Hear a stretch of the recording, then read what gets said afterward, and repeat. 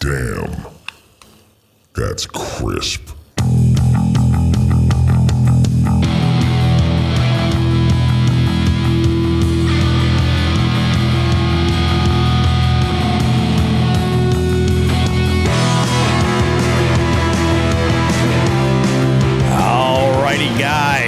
Jigs and friggin' bigs. We got one hell of an episode for you this week, guys. We got Joe has taken the boat, and already he is pushing the boundaries, I think, of what all of us that know what he's rocking for a rig now are comfortable with. And we've got video proof of it. Not only that, we got an amazing Just the Tip this week, which is something that I would have, this is a tip that I never would have crossed my path or my brain for any idea. But this is pretty amazing stuff, and I'm curious to see what some of our jig heads may have for feedback and what the listeners afterwards have for feedback about it as well. We have not just one, but two FTGs from absolute staple homies in the FTG segment this week, and we're guest hosted this week by none other than the one and only Metal Jones. Zech from Dark Horse Tackle is joining us. I just got back from Champlain. It's been a wild week. It's been a drug-fueled week. We're going to be talking about that in a bit too. Do not go too far, guys. We got more jigs and bigs goodness coming up for you right after this right here.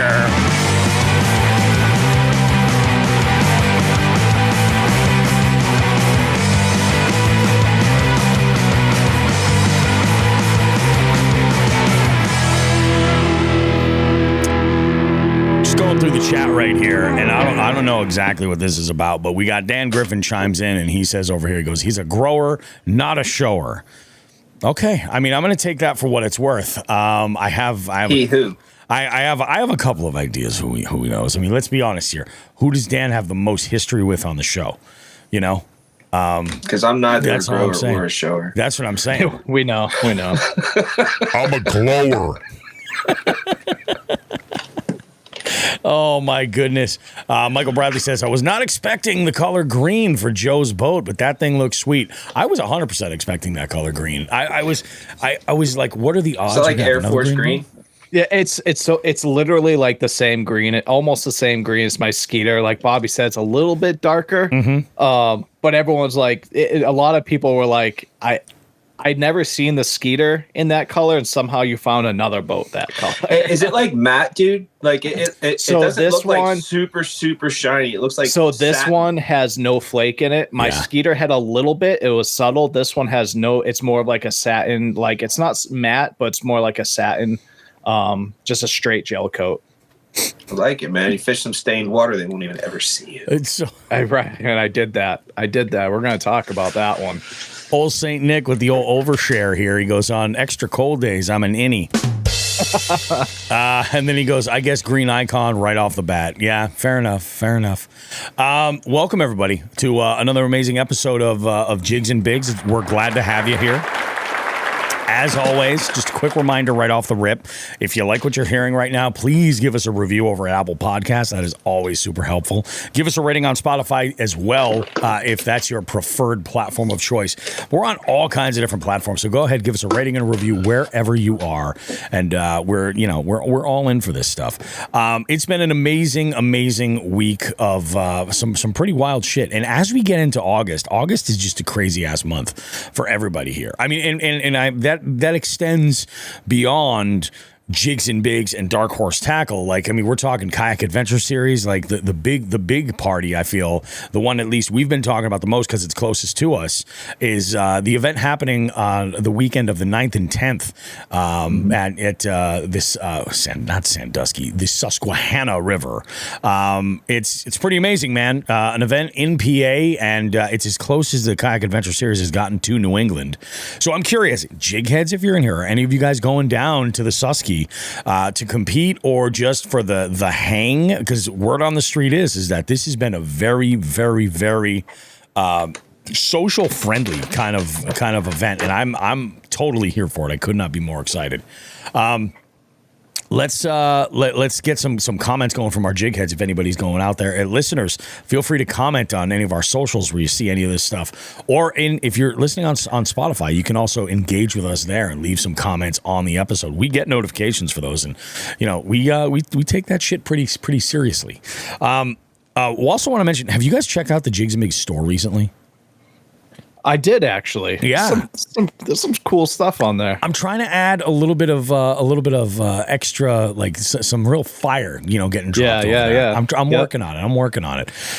We are gonna have. We ought to do a little Dark Horse Tackle Jigs and Bigs collab T-shirt or something. I think that would be a thing of beauty right there. That would be sick. I think that would 100% be a thing of beauty. Make that happen. Oh, I'm getting ideas. Hell yeah. And not great things happen when I have ideas. Let's. By the way, the ice cream truck just came and went. I hate both of you. I mean, if you want to run down the street, I'll fill. I can fill for time. Too late. burn too many calories before you get that bomb pop and run all the way back up. What are we all drinking today, fellas, on the show? Topo Chico. Fair. I can get in with that. Oh, I think for the first time, I am alcohol free for this show. I am not so much because I chose it, but I realize I don't have any more beers I like left. And my ice machine in my fridge ain't working, and I have no ice, so I can't even. And I refuse to do a cocktail without ice. So your issues are it's not cold enough, and you don't like the beer that you have. That is not an excuse, Joe. That is not an excuse. You know what? You go beat your head off the floor until I tell you. After the first segment, I will have a beer in my hand. How about that? I'm alcohol free this week. I actually that sound that you heard was a can of Diet Coke that I was opening up, and I'll tell you what. I've always been a fan of the diet soda. I have, like always. We've had this conversation, but I have been having. Saccharin. I've been having I don't want to say if it's maybe a revival of fanboyness with Diet Coke. Yeah, and I don't know if you guys have heard there's a reel or on TikTok. There's a TikTok going around. This random dude going like, "Oh, I'm just going to enjoy myself a crisp Diet Coke," but he modified. Well, I'll just play the audio for you. Crisp Diet Coke. I mean Diet Coke. I mean Diet Coke. I mean Diet Coke. I mean Diet Coke. And like a 6-pack of these found their way into my cooler on the boat one day, and after a good day of fishing, and the spirits are all high, and everything you say is hilarious. I just started kind of like acting out this meme, and I'm just every time I crack one of these open, I'll be like, "Oh," and I modified it to "Goddamn, that's crisp," and I'm gonna put that at the beginning of every show. Until the Coca-Cola company realizes they need to sponsor Bobby fucking roast beef. Just a few bucks, buddy. Just a few bucks. That's please. What I'm saying. Come on, just something. Throw me a 12-pack per episode, and I will be your cheerleader. I can be your hero. I got a Coke secret, a Diet Coke secret. If you, it's not Diet Coke, Coke Zero. Coke Zero with any black spiced rum. Okay. Okay. Specifically like Kraken. I think the Captain, the Morgan. I think they make one too, like a black spiced dark rum. Yeah. Yeah. If you just do a rum and Coke with that, with the Coke Zero, it tastes like caramel almost. It's delicious. I could see that. Yeah. Well, a lot of people. The thing is with me, like with diet sodas, I'm a fan because of the mouthfeel. I don't like the syrupy sugar of like regular soda. I also don't like the fact that it's like an additional 100 calories per can. I'd rather have a beer. My only issue with diet soda, especially Diet Coke, which if I drink a Coke, which is very rare, but I do drink a Diet Coke, that's what I will drink, nothing else. But my only issue with them is the foam burps. That can be rough. Oh, the real wet ones. They're just foamy. It's like foam. Yeah. You're waiting for the noise, and it's just like foam. It's just, I can see that, dude. I can see that. Yeah. Sometimes they hit you at the wrong time, and you're just like, whoa. Yeah, you're waiting. You're expecting, and what you get is.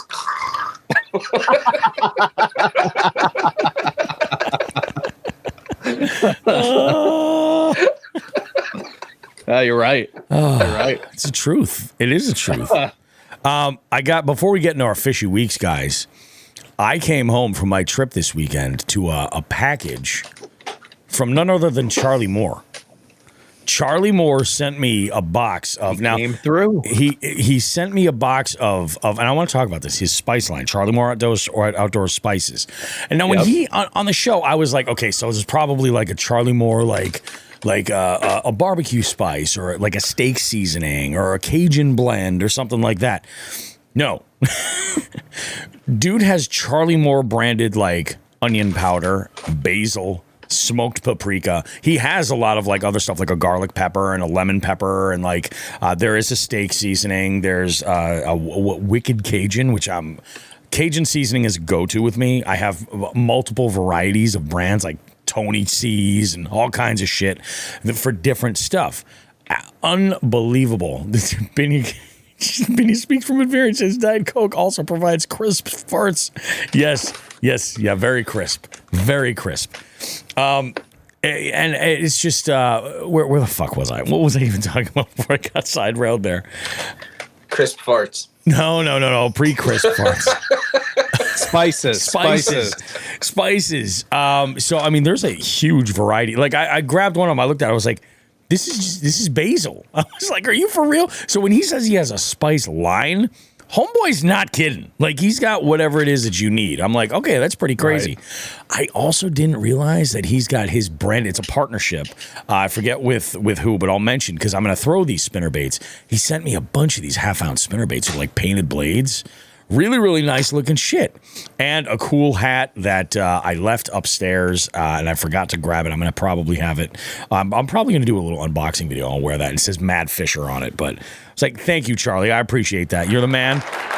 Hey, like, what if I really need basil? I got like $10. Like, can I get like a dime bag of basil? I can hook you up. I know a guy. Meet me at the 7-Eleven your way. I like that. Sometimes I'm tempted to sell herbs on street corners just be like, hey, you like actual herbs. Yeah, like we got a poultry mix seasoning here that is so badass. Like right around Thanksgiving, I'll bet you do mad numbers in sales. Hit me with some of that savory, Zach. Hit me with that savory. Oh, good Lord. My God. So let's talk. Let's talk a little fishy shit. How was everybody's week as far as getting fishy? Why don't we start with you, Zech, being our guest? Chime in. Yep. I actually last Sunday, I floated the Beaver River. With, you floated the beef. Yeah, floated the beef with Dockmaster. Yeah. We had a great time. Caught lots of fish. Not too many over 11, 12 inches. Yeah, but numbers. Yeah, like literally like a shit ton of fish. I did catch my very first muskie that day. Oh, no Badass. Shit, dude. Nice. Yeah. Tiger muskie. Wasn't very big. Like probably like, I don't know, 24, 27 inches, something like that. Yeah, it was pretty fucking cool. Brian lost his wedding ring, and it was a very irreplaceable kind of deal. And I felt real bad about that. He still said he had a great time and all that other stuff, and we did have a great time. But I feel really bad about that, and I keep thinking about it. Like I kind of like want to go try to find it, but it ain't happening. And I blame a catfish. So he caught one catfish, and he had to like wrestle with it and like do the things you got to do to get a catfish off. And I bet you it slimed him up, and that's how it came off his finger. What did he have to do to get a catfish off? Well,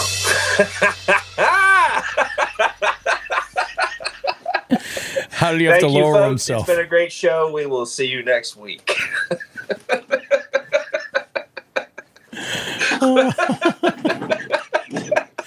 Actually, closing credits. While we're on the subject of catfish, did you guys see, this happened, I guess now, I think 2 weeks ago. Did you guys see the pictures of Andrew Hayes' hand? after. I have not seen them. I heard the story, but I have not seen them. Yeah, I was going through my Instagram story, and I was like, I came across his, and I was like, what the actual fuck, dude? And then he talked about it in that following episode. Like, this happened. It was rough, man. They were in like the middle of nowhere. They had to walk back, lug the kayaks up back to the truck to get back to the hospital. Like, it was, I guess this barb had gone straight up through his hand, and then like an absolute pro, he was like. And I imagine in that moment, it was like from Family Guy when Stewie gets like, I think something through like his head. And he's like, do I leave it in or do I take it out? Yes, exactly. That shard of glass. He's like, do I leave it in or take it out? Do I leave it in or take it out?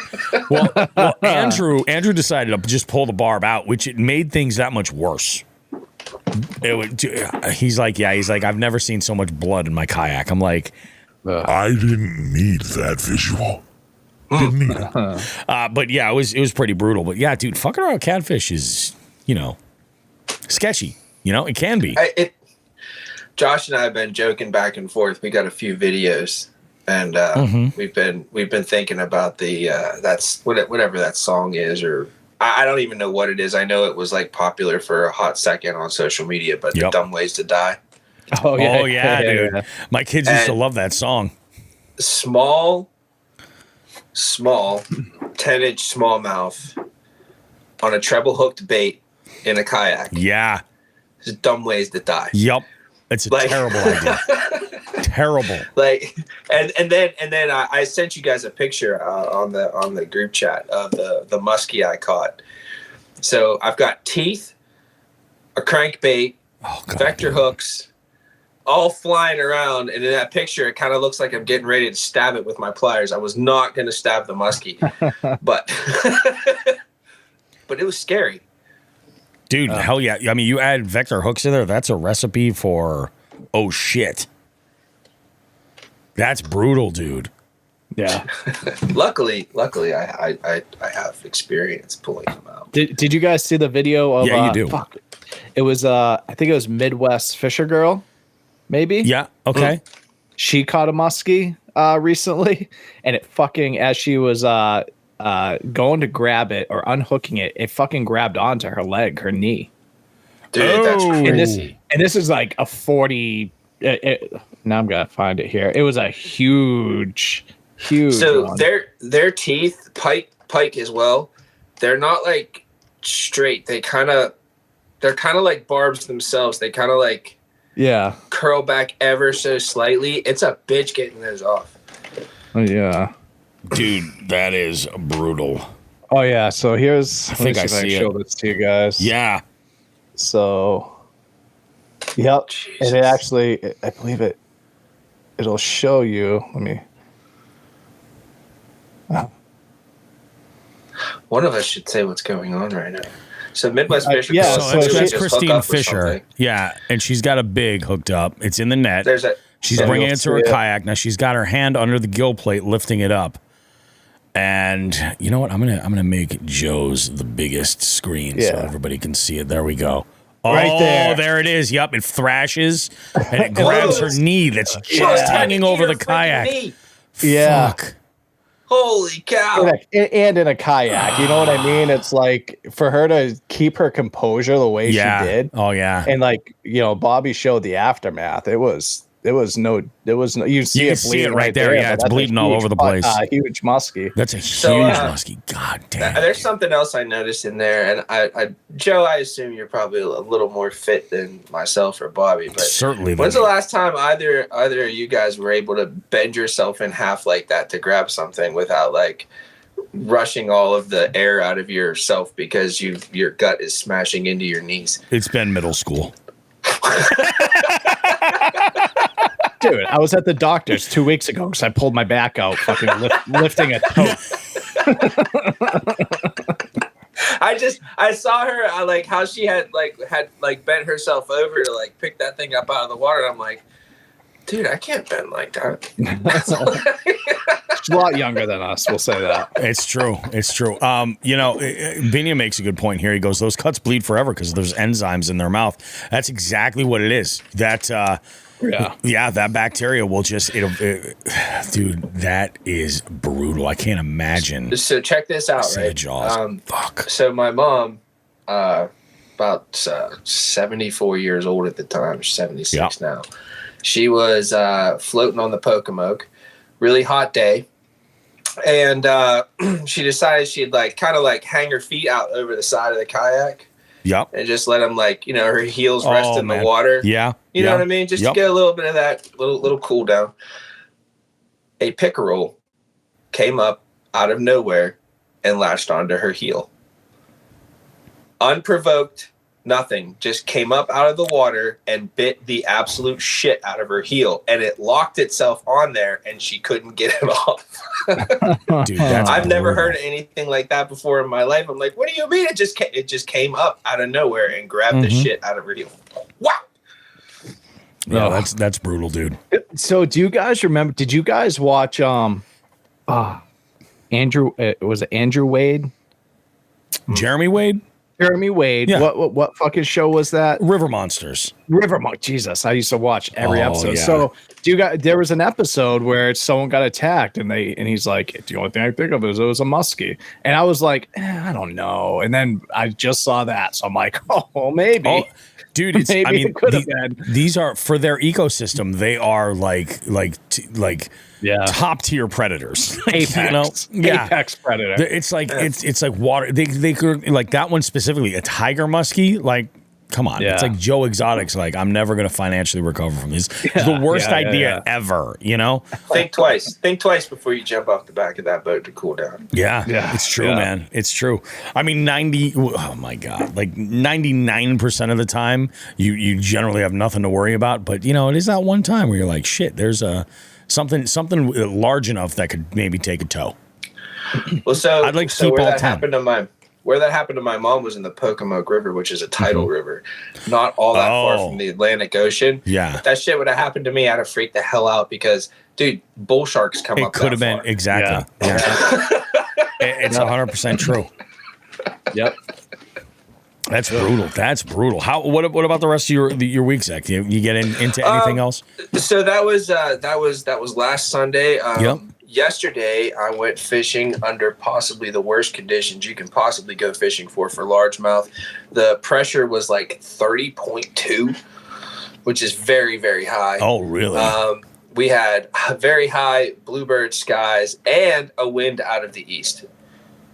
That's all. The least. Yeah, that's all. Like, don't go fishing. Don't waste your time. Yeah. I only went for 4 hours. It was hot as shit, but I was actually able to catch a few. Oh, that's good. Well, there was grass, frogs, and there was grass and pads, and I had a frog. So, game on, right? You know what I mean? I got to see a giant, and I have yet to upload the stuff from the camera, but I'm pretty sure I got it on camera. I saw a giant. I didn't miss him. He missed me. Yeah, I know. Not my fault. Yeah. I'm not taking that one. I'm not taking it. I'm with you, man. They miss us just as much. Dude, he was like, there was like a good foot between him and the water. He came up out of the water that fast and that hard. It was pretty badass. But no, that's about the extent. I caught, I don't know. I caught about 3 or 4. I want to say somewhere between 2 and 3 pounders. That's not bad.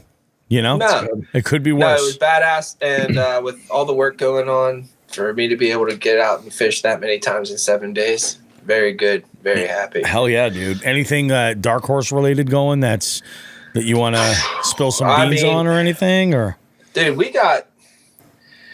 First of all, I put this bait in my hand, and this is coming in August. Yep. And I don't know why, but you guys ever just put a bait in your hand? Hold on a minute. Stand by. Why is it zooming and into stay his with ass? us while we got he's got one of those cameras that he follow. does. He's got one of those AI cameras. All right. Do you guys ever just put a bait in your hand and like immediately have confidence? You're like, I'm gonna wreck shit with this. Yeah, that sack pig rat was very much like that. Oh, wow. Oh, whoa. Holy shit. Okay. Yeah. So that's a beef craw, right? It absolutely is. Yep. And it's a mad mouth structured jig. Oh, yes, baby. That's a great combo. All right. Now, I didn't even cut anything off of that beef craw. Whoop. I didn't even cut anything off of that beef craw. Yeah. I think it's going to work well. And for some reason, I'm looking at this and I'm like, dude, if I was underwater, I'd eat this. Dude, those claws. I might eat it right now. Those claws will flutter in a way that it will 100% get ate. And we're not even done yet. So that's the beef craw and a Mad Mouse structured jig, which, by the way, both are coming in the August box. Mm-hmm. That's our no skunk box because August is tough, man. It can be very tough. August is tough. So we're going to do everything we can to keep the skunk out. Now, this is something I am extremely excited about. We had a bait maker that we work with reach out to us, let us know that he had something new coming. Mm-hmm. We got one of the first runs of them. And when I saw it, I immediately knew what jig head I wanted to put it on. Oh, okay. Cool. And what we got here is a sharpshooter from Fish or Die. And we've got it on a BizBaits stand-up Ned. So, whoop, this thing is a flat-bottomed Ned head. So it literally, when it hits the bottom, it stands up.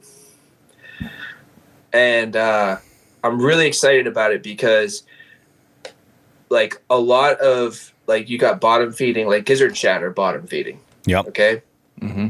And this is, right now you're getting into, like, new of the year, right? So, like, little gizzard shad feeding on the bottom. Dude, this is going to kill them. It's going to kill them. Yeah. Hell yeah. It just is. So, yeah, those are two things I'm super excited about coming in the box. I mean, we just had our river box, and that was probably one of the best times I've had in a long time. Man. The river box is freaking sweet. There's some really, really, like really the great whole shit thing, like the collaboration with Live Rough Die Tough, getting Josh and I getting to go down there and fish the Shenandoah River. Yep. Which, like, I mean, come on, country roads, right? Like, it's everything you want. I've never seen the Shenandoah River, and there I am on the Shenandoah River. Like, not just there, on it, in it. I'm in it. I'm wading it. Dude, it was badass. It was, and crazy enough, I learned a lot of theory to practical application. So you hear everybody talk all the time about, you know, current and how it affects fish and what to do and da da da da. Yeah. Well, on this river, first of all, it's moving like a motherfucker. And there are, like, rocks everywhere, dude. Big ones. Yep. So you have, like, current seams and it's all very visual. Yeah. But it's a lot of it, right? So like, all these different things you hear about how to fish current, you have it repeated in front of you, like, multiple ad nauseum. Times. Yeah. Yes. Yeah. And so, like, all of a sudden it all starts to make sense. Yep. When you start catching the fish and the different, like, you catch a fish in a current seam. Dude, this water was cooking. This is like white water. Like, it was freaking cooking. It's wild. Yeah. And to be waiting dude, that is crazy. Smallmouth. Yep. Oh, like, yeah. They are literally sitting there in a current seam in white water. Yep. Like, just ready to smack the shit out of your bait. And so, like I said, a lot of theory, like all the stuff that you listen to on YouTube and watch on YouTube, all the stuff that you may read about, whatever. Yep. And all these people talking about how to fish current, like, that situation taught me so much just because of how it was. So a lot of theory to practical application. I'll never fish current the same. That's the best, though, because, like, you've heard, Zach, before, where they're like, you go out for a day of fishing and you don't maybe catch a single damn thing, but the lesson that you learned about, like, what you were doing and everything, there's value there. Like, that kind of a trip right there is, like, value times 10. You know? Dude, it was so badass. Plus, it was really pretty. It was really pretty. And TJ walked around with his shirt off the whole time, and Josh took his shirt off, too, for a little bit. Oh, yeah. So, you know. Well, that's always, fantastic. How was it wading that heavy of a current? Like, were you really, like, super cautious about what you're doing, or were you getting out to move up to find an area to wade? It wasn't so bad. So the river is like historically low right now. Oh, okay. It's really low. Now I'm telling you, I'd hate to see it when it's not because because it's not much more water moving that much faster. Yeah, dude, it was cooking. But like even in some of the whitewater parts, like if you were careful, and I guess the trick is to not lift your feet too high.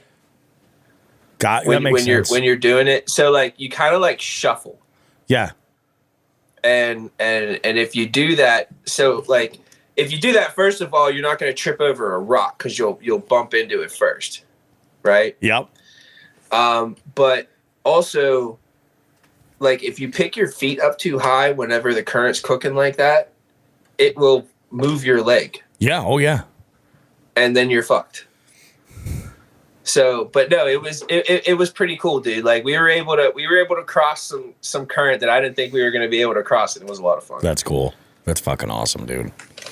That's badass. How about you, Joe? Big shout out, by the way. That's big shout out to TJ Vance, owner of Live Rough, Die Tough. He has he makes some really awesome T-shirts. Yep. A bunch of other apparel that he makes with his own hand-drawn designs. Really cool. Freaking cool. Yep. TJ is also the owner of Night Burner Print Company. All right. He hand does print screening, so he makes T-shirts. That's cool. Which he will make them for whoever wants to pay him. Yeah, of course. And he's very good at it. So, guys, small business, hit him up. Fuck yeah, dude. Fuck yeah. You got a specialty shirt, something you want to make? That's exactly who you want to hit up for something like that. That's badass. Absolutely. And he's very, very, very reasonably priced. Yeah. That's badass, man. I'm loving that. Joe, Martin's, I think Martin's used him. Martin's Custom Tackle?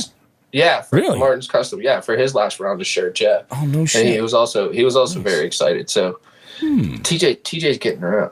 Slut. I freaking love it, man. So I got while I'm thinking about this, Joe, because this is actually a good transition point.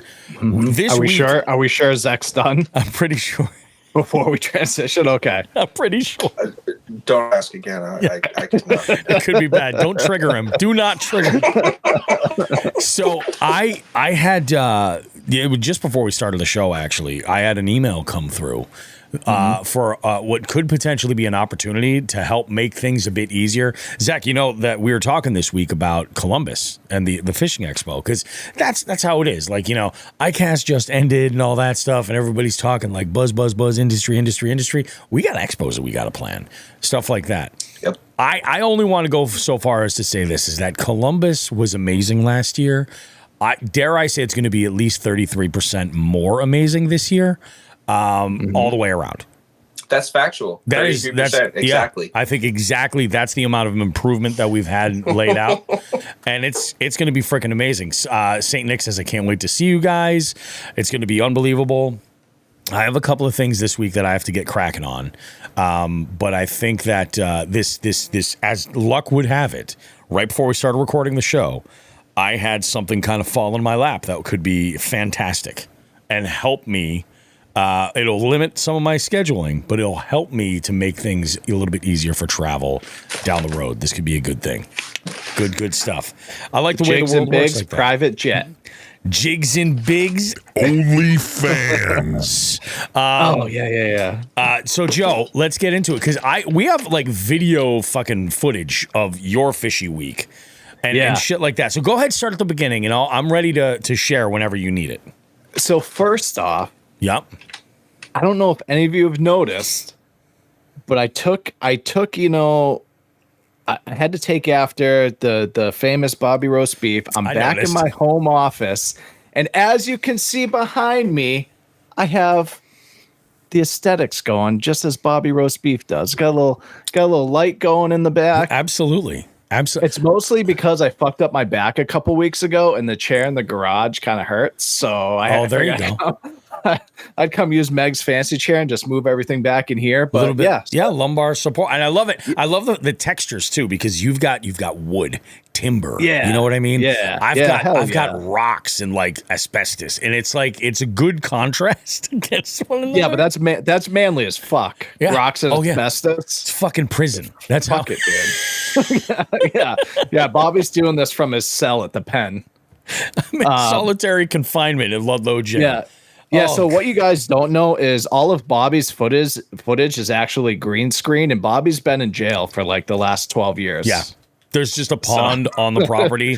And there's actually this fat fuck does not lift weights. Let's let him fish. Yeah. And when he makes appearances, it's actually a stand-in. So yeah.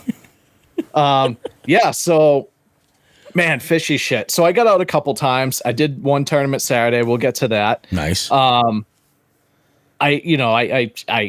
try to get the IKON as much as I possibly can for a couple reasons. The boat's phenomenal. I love it. And the other one, I'm still trying to get used to it because it is much different than the Skeeter. And, when you spend so much time on that deck, you want to know where everything is, how to use it, all of that. So it's been a lot of trial and error with electronics, things like that. Make sure I have all that good to go.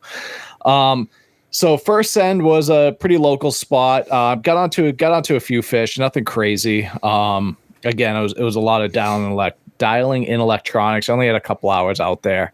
Shawshank is also the name of. Oh, nice. Sorry, reading the comments. So got out to there. Unfortunately, it was a super busy week for me at work.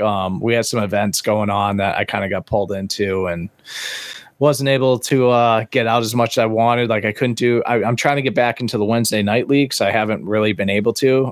Dan keeps giving me shit, but you know, with work and the fact I didn't have a boat for 2 months, made it kind of difficult. But no, I don't have the top bunk. I'm making Meg come so I can get the honeymoon suite again. There you go. So the second send I did this week, I did a local tournament, and I get on the water, and there's this crazy like algae bloom going on that I've never seen before. I've never seen anything like it, to where I was telling Bobby before we started recording, the water has a layer that almost looks like they dumped millions of gallons of antifreeze on it. It's bright. Dude, does it look like ectoplasm, like from Ghostbusters? Dude, it's neon green. Yeah. So we're gonna talk about it a little. We're gonna talk about the algae a little bit later in the just the tip. But so that place had been on fire for me the last few weeks. That's where I caught my PB. I'm about to drop a YouTube video of catching a bunch of fish on there on a send. And and especially the topwater bite had just been phenomenal. So I went in there with so much confidence for this tournament, and I get in there, dude, and it's just, it was just absolute dog shit. And what I thought, and we're gonna go over this just a tip, none of my electronics were working. So while I'm out there, I'm also talking to people from Thayer's to try to get fucking my electronics figured out. Because, when you spend that much money on a boat, you wanted this shit to work. You want everything to work flawlessly. So, I had no electronics. So not that I really need them there anyway, but there is one spot I really need it for, and I could not get to that spot because of it. But dude, I caught one fish in there on a topwater bite in some where like the ectoplasm, as we'll call it, wasn't as thick because of the wind. It was kind of pushing it the opposite direction. So I had my buddy, he's actually like my cousin, but I had Ryan Anderson was with me as my partner. We hadn't done a tournament in a while. I called him like, dude, you're doing a tournament with me Saturday, like the old days. He's like, all right, I'm in. So dude, we couldn't buy a bite. I don't know what the hell was going on. I knew it was because of this algae, and I found out they had sprayed it the Monday before, which they never spray this place. Oh, so I don't know if it's because of like whatever fucking bloom is going on. They decided to spray this place. I have no idea. Stop spraying. Yeah, no shit. So as Bobby's very familiar with this place. Actually, I'll just tell you guys because I don't want you to go there and get your shit all fucked. So I was at Quabog in Brookfield. Mm-hmm. That's where the algae bloom is going on. So Ryan goes to me, right? And he goes, dude, the only chance we have is if we go into South Pond, which is a body of water that's attached to this that has the smallest, tightest space that you have to go under to get there. Yep. And so I'm going kind of down that river, right? And I go, dude, I don't know. Like, I've never even done it in a skeeter, and this boat's wider. Like he's like, yeah, you're right. And we have a guy come by in and actually it was a nice Stratus from back in the day. You can go fish there all you want, Dan, because it's absolute. Actually, you know what, dude? I want you to go fish it. Go fish it. Your make sure you use all your electronics, dude. It'll be fine. You'll be fine. So we go in there. So I'm going down that little river area, and I see a guy come by in a Stratus. It's much smaller than me. And I was like, "Did you just come from south?" He's like, "Yeah." I was like, is the bridge open? He's like, "Yeah." I'm like, "All right." I was like, "You think I'd make it in there?" He's like, "I think you would, but it's gonna be real tight." I'm like, "All right, dude." I was like, "Ryan, fuck it, we're doing it." So we get up to that, and Bobby knows they have that kayak launch right there. Yep. And dude, people were looking at me like I was a fucking maniac as I pull up in my boat, like past that little kayak launch, and we stop right there. And here we go. Here's the video, a play-by-play that I took of this is Ryan and I getting the. I needed to fucking play. Hold on a sec. I'm gonna reshare it here. I'm gonna reshare it. So I took a video. Dude, my nuts were in my throat watching you do that. Yeah, dude. So we actually were like almost on our backs and like grab. You see the concrete? That's how we were pulling ourselves under through there. Holy shit! How close were you to taking the cowl off your motor, dude? So luckily I was able to it was deep enough to where I could keep trimming it down and I had enough space. But like, dude, I'm like hunched back, like my head's like in my feet right there. Look at the fucking dunks in the cup holder. Like, I just want to. We're in Massachusetts. That's what I'm saying. Look at the fucking dunks in the goddamn cup holder. God damn, dude. Dude, I had to pull the plug on the boat, let some water in. Oh, dude. So it was. That's you look at where the graphs are, dude. Yeah. And I like literally just pulling myself through, and people at the other boat ramp are looking at us like we're absolute lunatics. I think I peer back. It's Big Joshy on the boat. You see that? But I think I view back to Ryan when he's under, and you can really see it. Oh yeah, dude. That's like he's crouched way down, bending down, like. But dude, everybody knows the good ones are just on the other side of that. Yeah. Yeah. Oh, that's exactly it. So if it like Jay said, if the water's like high for the season there, it's still kind of a little bit low. But you see, I had to put the power poles like halfway down, to trim down, and but dude, like people were looking at us like I was absolutely out of my fucking mind doing this, and I was, I guess, because I had probably. This boat's a 98-inch beam. You see those two concrete pillars. I probably had 2 inches on each side. That's crazy, dude. Coming back dude, is this actually a clip from your OnlyFans, Joe's feet? Yes. Dude, I have 22 years in the military. I have the ugliest fucking feet, dude. If you want my feet on OnlyFans, you're a fucking monster. You're a wacko. Hey, dude, people are weird, man. People are weird, dude. So we got into the other side, and we finally found some fish. We finally found a few fish. They were sitting like. Unfortunately, we got there. I mean, the tournament ends at 3:00. We went in there at like 12:30. But I was finding them. So this is where like I'm loving the 360 because I was finding those little patches of grass in like 12 to 15 feet of water. I put the live scope over to it, and I was actually catching them on. Actually, you know what I was catching them on was I just got a couple battle baits, spinner baits. I was using. I can't remember the color right now, but I wasn't using a trailer. I wanted to keep it compact. and it was like the whitish with the red and the silver and red willow blades. Yep. Yeah. So it was one red willow blade. Oh, dude, every time I put that thing by that grass, above that grass, I just came out and smoked it. That's awesome. So so got a couple there. Had to go back under the bridge, like the same thing. And we got back. We hit one more. We tried to hit one more spot in Quabog. Fucking nothing. I think a pickerel. I think we got a pickerel. But yeah, so we go back up to the boat ramp, and Meg, my wife, had met me at the ramp because I forgot my weigh-in bag.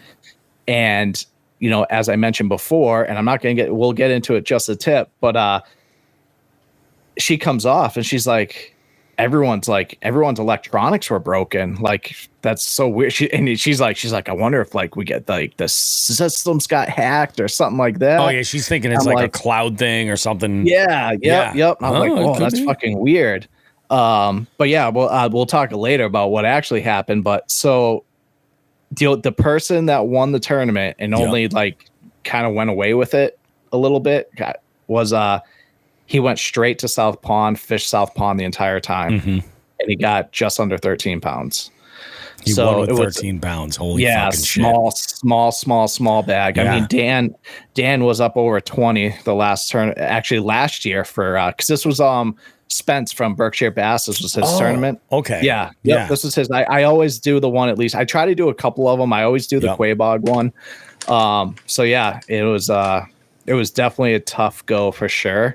It sucked. I mean, I put fish in the boat. I put fish in the box. Yeah. So I got to use got the live well. Got some fish slime in there. So I was happy about that. Yeah. But yeah, so that's where we're at. We did not do. We were maybe bottom middle of the pack. Yeah. So we did not do good.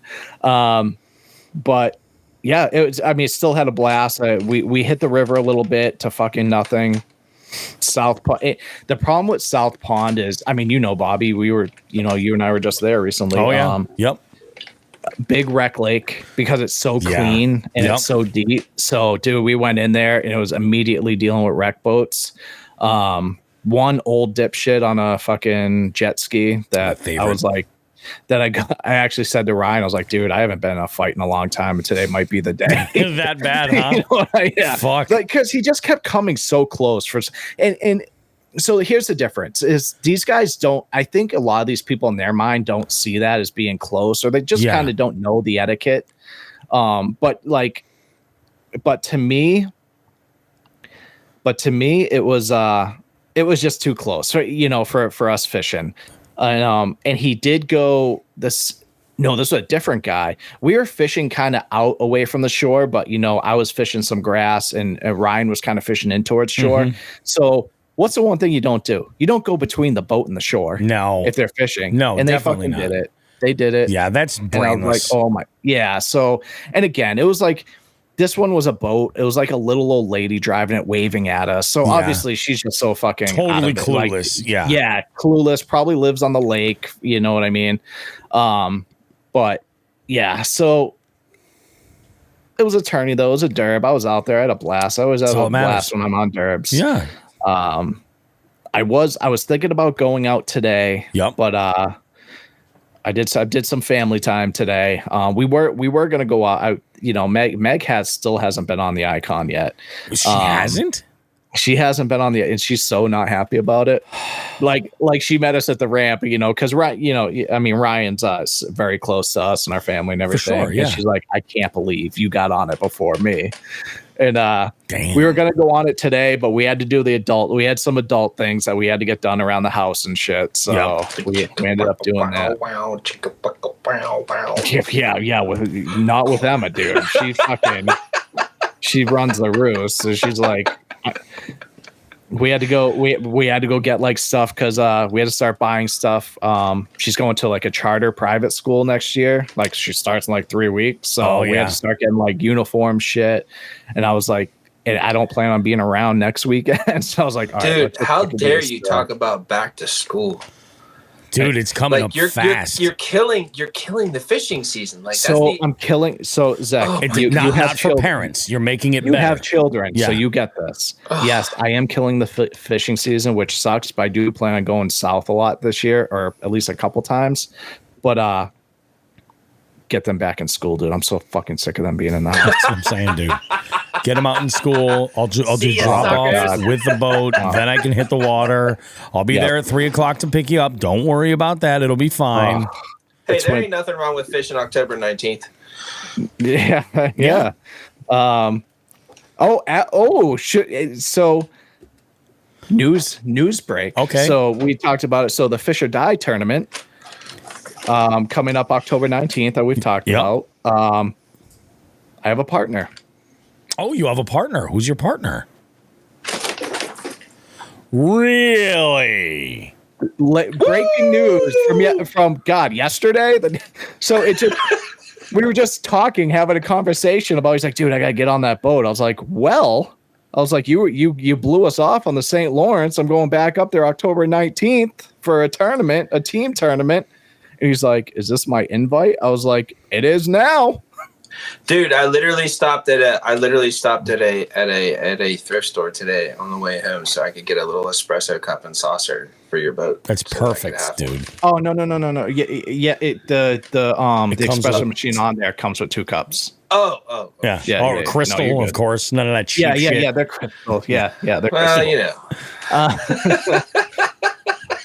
So that's like how I like get Zech to actually like go up there with us. So no, badass, dude. Badass. I can't wait. Dude, I've literally already watched like 3 tournaments on the St. Lawrence. Dude, it's why I gotta buy a flogger, dude.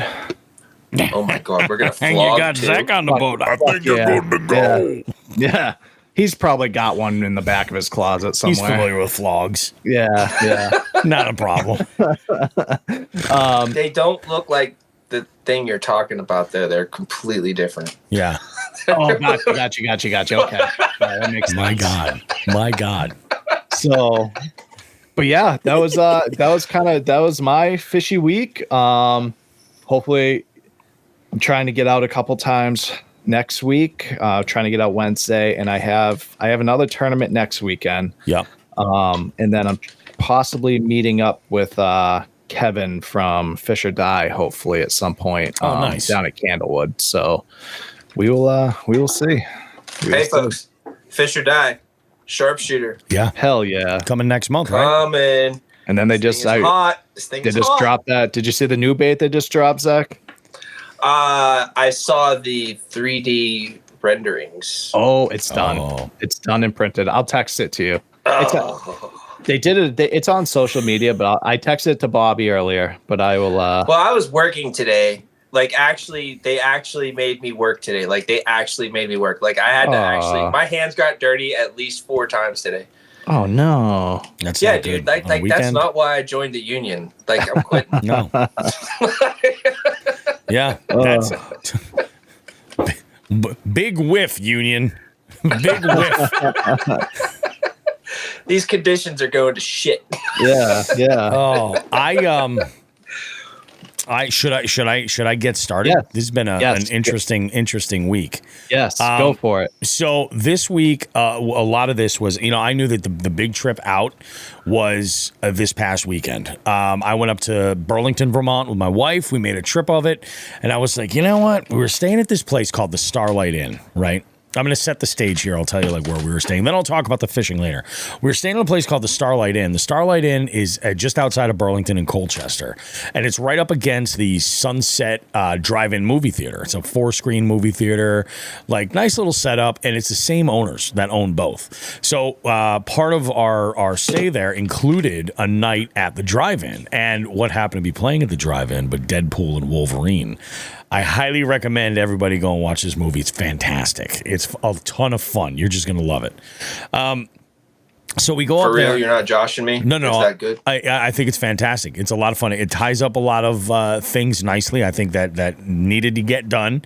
There's like that transactional sort of, Fox and Disney sort of thing that's going on back and forth. I'm a Marvel fanboy. Don't cover it. Yeah, I'm a Marvel fanboy. I'm excited. You'll love it. I think that these two characters and the actors that play them, everybody, it's a perfect sort of fit. It's a lot of fun. We had an absolute blast. John's right. The cameos are fucking crazy, insane. I'm going to say this. I think Channing Tatum as Gambit was probably a fucking highlight that I was not expecting at all.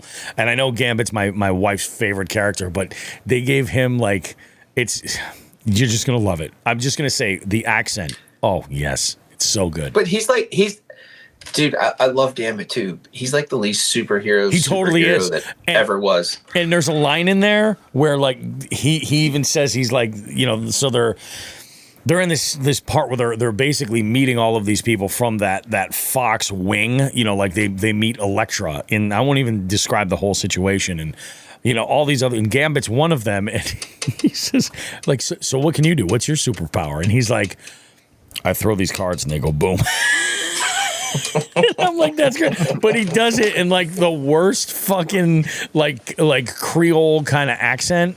It's fucking ridiculous. But it's also at the same time it's fucking great. And what happens to the Human Torch is just wait to the end credits. Who knew there was going to be spoilers on this show? Yeah. Wait through the end credits because you'll get. There's a great comedic setup that's in the film, and then at the end of the credits there, that ties everything all together. It's fucking awesome. If you go see a Marvel movie and you don't wait until the credits are over, you're silly. Yeah, you got to wait. So we did that. That was a lot of fun. But, I had, it was probably about 2 weeks beforehand. I was just like, you know what? I'm gonna call and I'm going to talk to the owner of the motel and see if there's a spot where I can park the boat. Because I told my wife, I'm like, we're there all day Saturday. I go, what would you love more than just being able to luxuriate in the hot tub, hang out on your Saturday morning, sleep in all you want, do whatever it is that you want to do. Shit, go shopping if you want or whatever, I'm like, I'll meet up with Binya Outdoors, and he and I will fish the Great Lake Champlain, and that's exactly what we did. So it was a whole lot of fun. Now, Benny and I had been talking about prep for all this stuff. Did not realize that there was a BASS qualifier going on. Initially, we thought that it was going to be the weekend after we were there, and as it would turn out, that was not the case. It all went down early, and there was a guy from Massachusetts that won it. Yeah, his name is Mark Burgess. He won the Bass Nation Champlain local or the qualifier right there. So congratulations, dude. That's awesome. I happened to see that. I think it was either Friday afternoon. I may have come across that, and I was like, "Holy shit, dude! The winner's a Mass guy. That's awesome." So that was very, very cool. I thought that was interesting. But setting things up for the week. So we're staying. Lodging wasn't anything crazy. It was nothing. It's probably one of the lightest loads of gear to travel with. Even counting the boat that I have had to take. I will say, this trip made it very clear to me what hauling that boat does to my gas mileage. Holy shit, my average went down to 13.5 miles a gallon. Not that it was much higher beforehand, but it was kissing 17.5, maybe 18 on the highway. Not so much right now.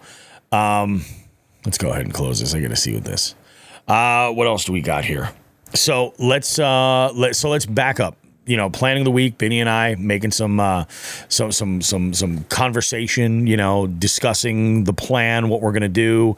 And we're looking at launches all over the place. And come to find out, right around the corner from us, a mile and a half away, there was a public launch. So we had access right there, super easy, no issues. Joe and, or what am I saying? What was it, Tuesday? I went out with my daughter, Chloe.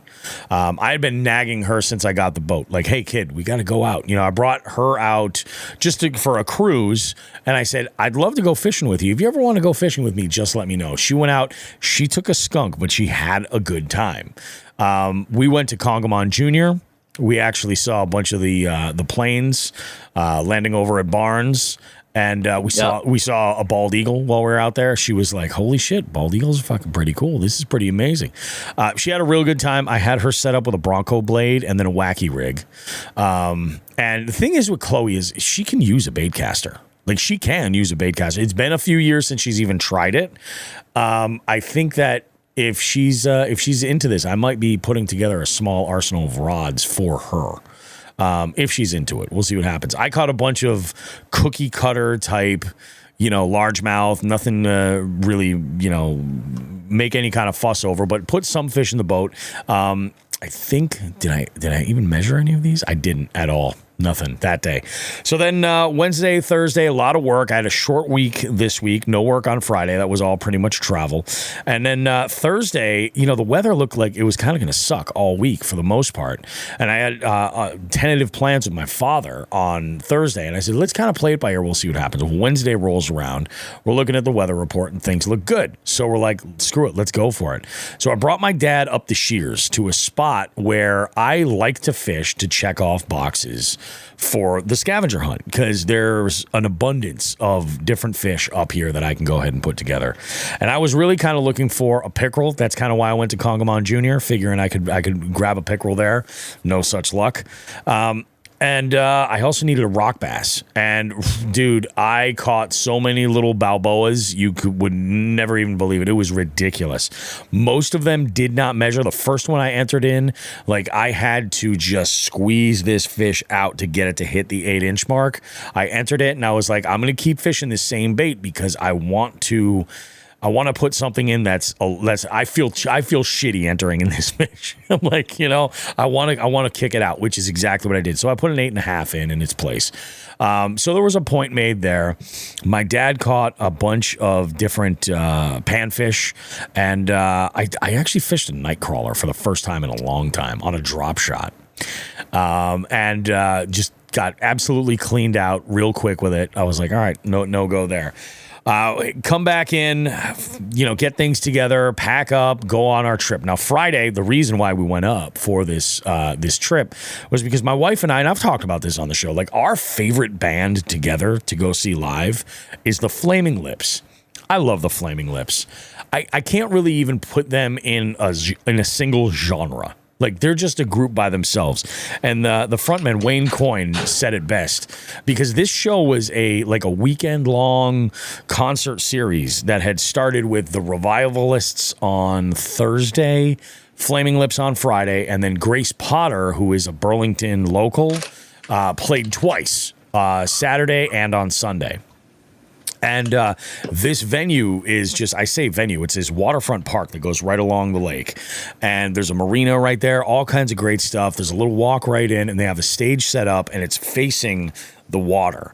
And I think this was kind of organized by like a Burlington like arts collective or something, putting this whole thing together, because this was like absolutely sold out. But Wayne Coyne from the Flaming Lips put it best. Like, they're like 4 songs in their set, and what they were doing was playing their first set was them playing the entire album Yoshimi Battles the Pink Robots.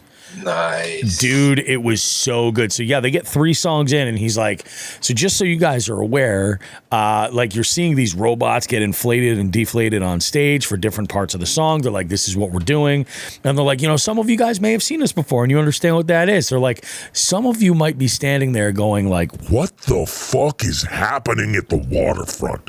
And there were certainly some people, I think they were wide open to it, going by the aromas that were being released all over this crowd. And my wife and I, we hung out for it was just such a fucking nice night. It really was. They played a second set after that. My wife and I decided we would just kind of like walk around and then head back afterwards, because we're like, you know what? We need to grab some dinner. It's been a long day. We've been on the road. Let's go head home. So that's what we did. Slept like an absolute baby until 4 a.m. when my alarm went off. I got up, drove around to the back of the drive-in. That's where I parked the boat. Hitched the boat up, pulled up. Binya showed up. dude, this isn't going to make the video. I was recording this whole, I recorded a video that's basically an entire vlog from like leaving to getting home. Like it covers a little bit of everything, heavy at the fishing, obviously, because Jigs and Bigs. So I grabbed the boat, dude, Binya rolls up in his truck and he's got all of his gear.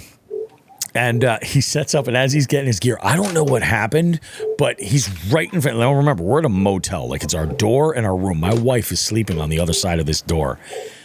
Binya's alarm on his truck is going off 4:30 in the morning, just like, beep-boo, beep-boo, like ridiculous.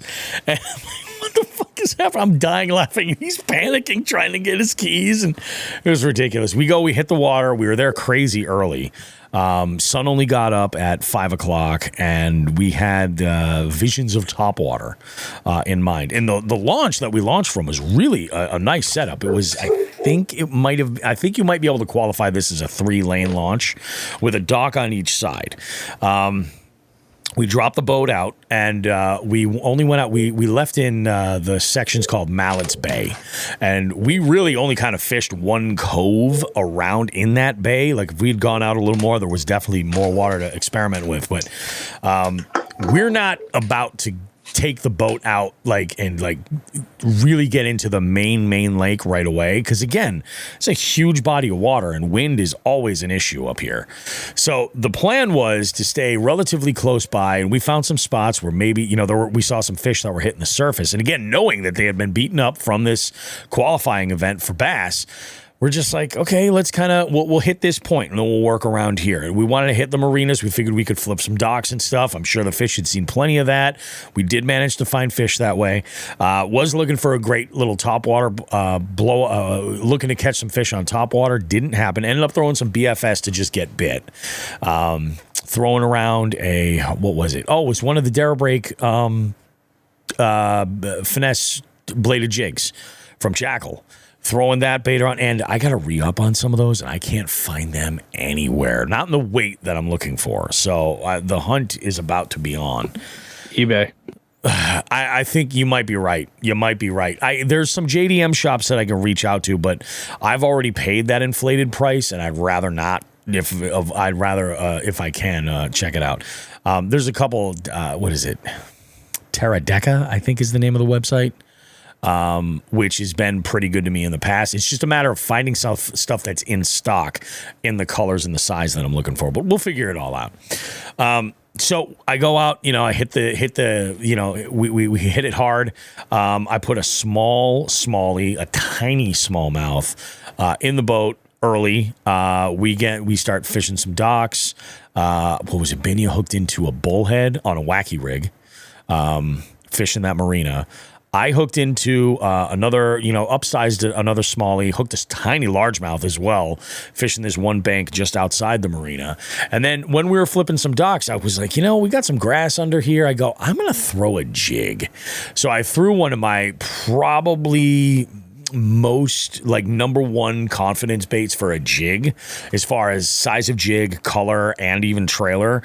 Popped all that stuff together, and then I was flipping under docks with it, and I hooked into the biggest fish of the day that we'd put in the boat, which was nothing crazy. I think this was maybe a 15-inch largemouth, maybe 15, maybe 16 on a good day.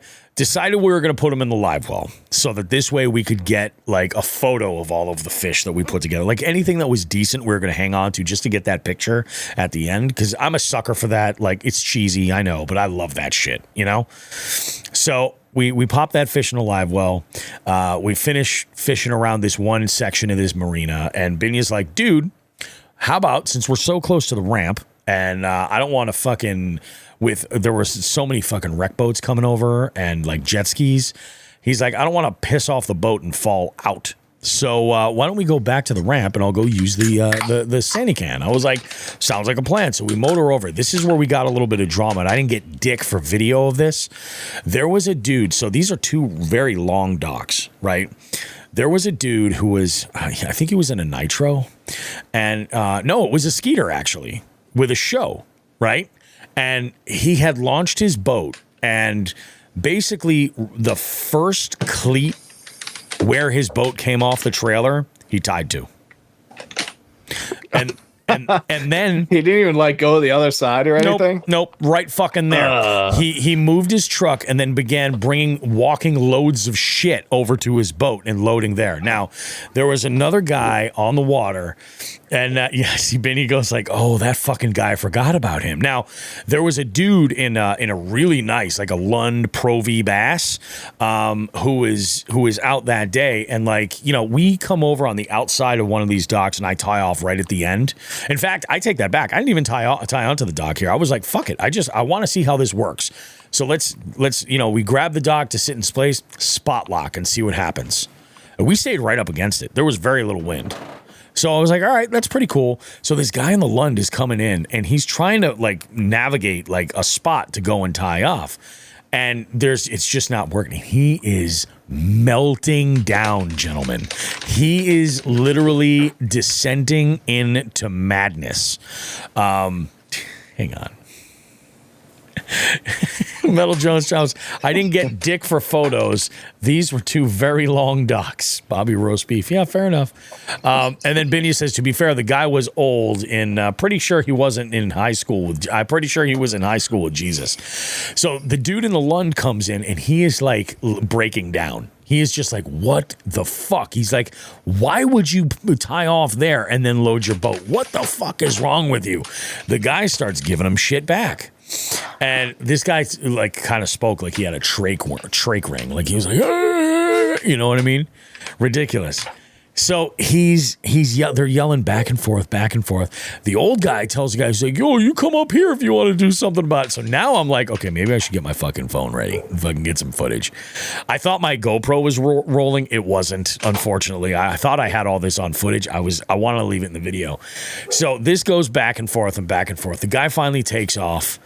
And the dude in the Lund, he goes, hey, man, I'm sorry you had to witness all that. I was like, hey, dude, craziness of boat ramps. Those two things go hand in hand. I was like, this guy is a dummy. He goes, and I'm not losing my mind because this is like his first time. He goes, I've seen him here several times doing the same shit. He knows better. And I was like, that's the worst part.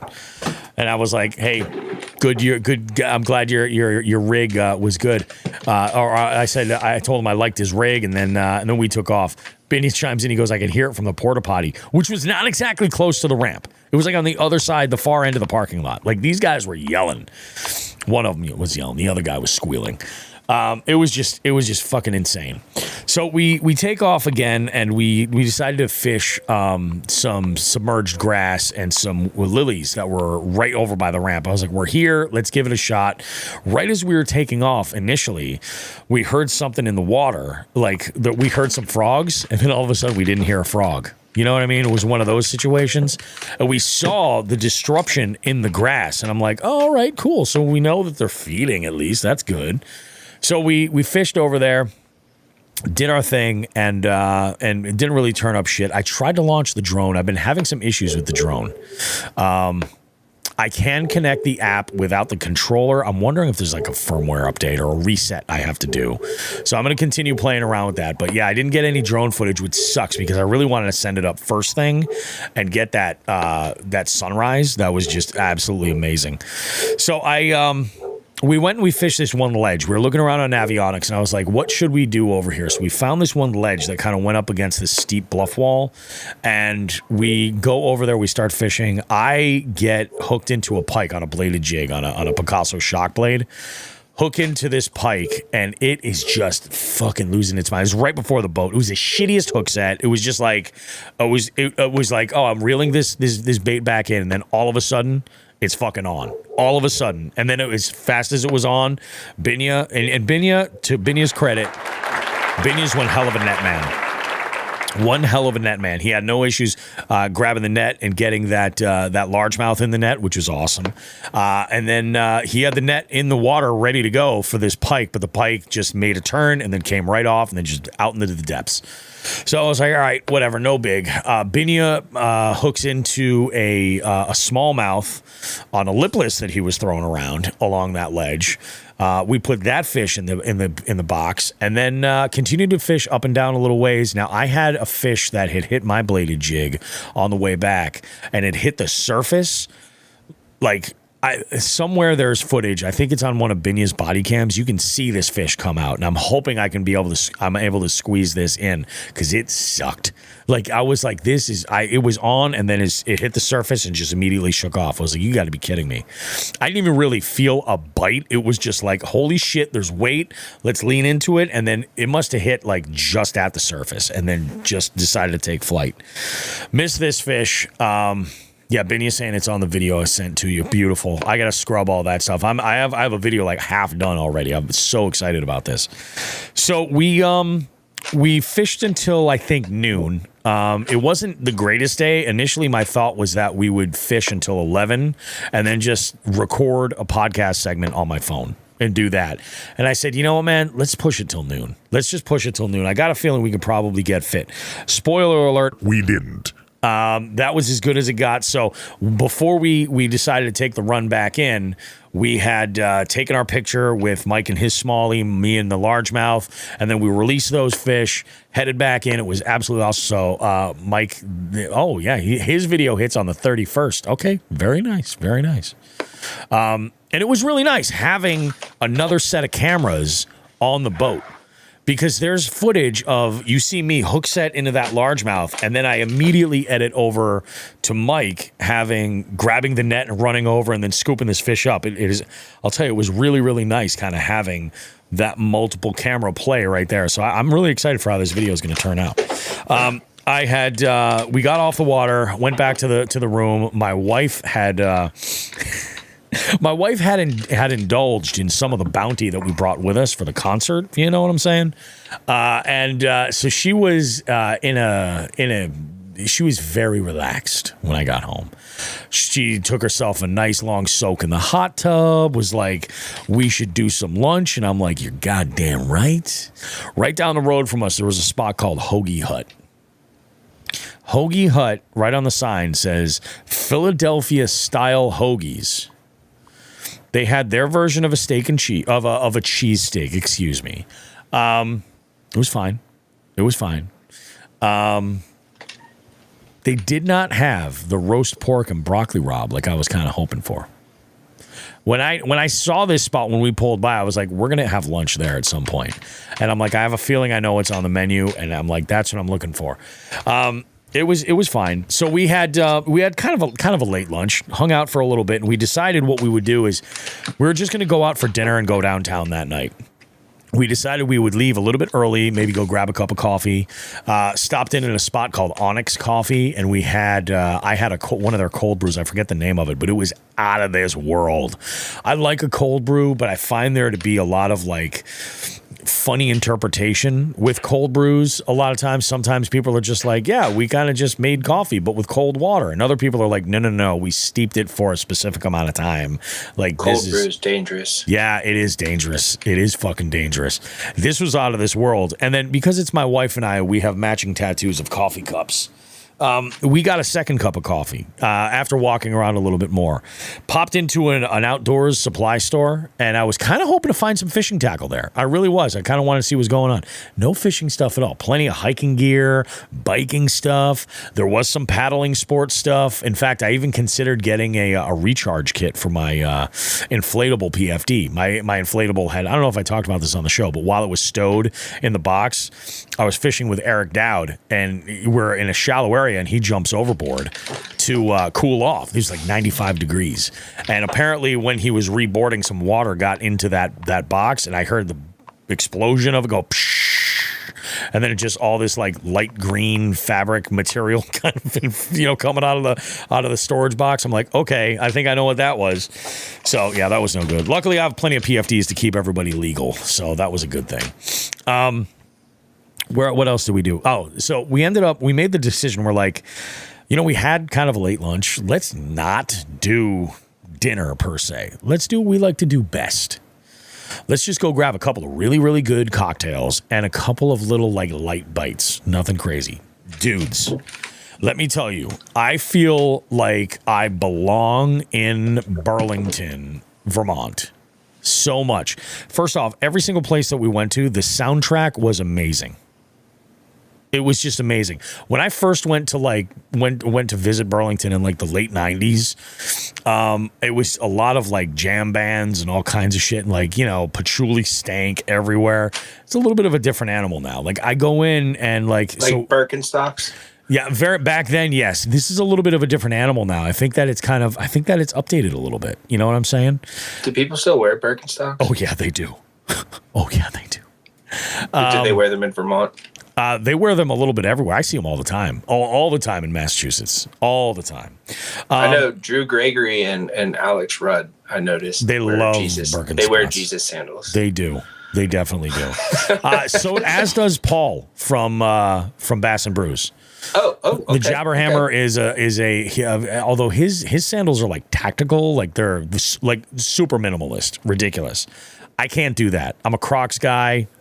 Yeah, I'm just living my best life. You know what I mean? Flops, baby, flops. So I go and I head out to we hit up this bar. It's called Devil Takes a Holiday, is what it's called. We go into this bar, and it is like if my wife and I had created a bar, like all of the visual, just the vibe of the place, the look. The menu was out of this world. I had something called a calendar year. It's a tequila drink with some citrus notes and this like spicy like sea salt rim on the glass. Out of this fucking world. When I find a cocktail I really like, I stick with it for the night. My wife and I ordered a couple of small plates to share. Out of this world. The soundtrack in this place was amazing. Zech, you and I were kind of talking about some of these bands. I heard Built to Spill. I heard the Pixies. I heard the Flaming Lips. I was wearing my Flaming Lips hat in there. I heard Nick Cave. Dude, so many different freaking groups that I'm like, yeah, this is awesome. I'm like, this is great. So we finish up our drinks there. We walk around a little bit more, and we're just like, let's go to the drive-in. So we head over to the drive-in. And I got to tell you guys something. My Forerunner is great for a lot of things, and I went prepared for the drive-in. First off, I went with a cooler stacked with Diet Cokes just for the crispness. You know what I mean? Ready to go. Stacked. Cooler was loaded. I brought my Coleman camp table that folds up so that this way we could have a place to put any of our accoutrements or anything like that. Had the lift gate open. We got speakers overhead, right? All set. Shut the lights off over there. I even brought out my citronella lantern. I have this little like jug, right? That's got a big old wick in there. You fill this up full of citronella and let it go. They told us that we had to put it out because it was an open flame. I'm like, okay, fine. The bugs were actually pretty freaking terrible at the drive-in. They really were. They were pretty fucking bad.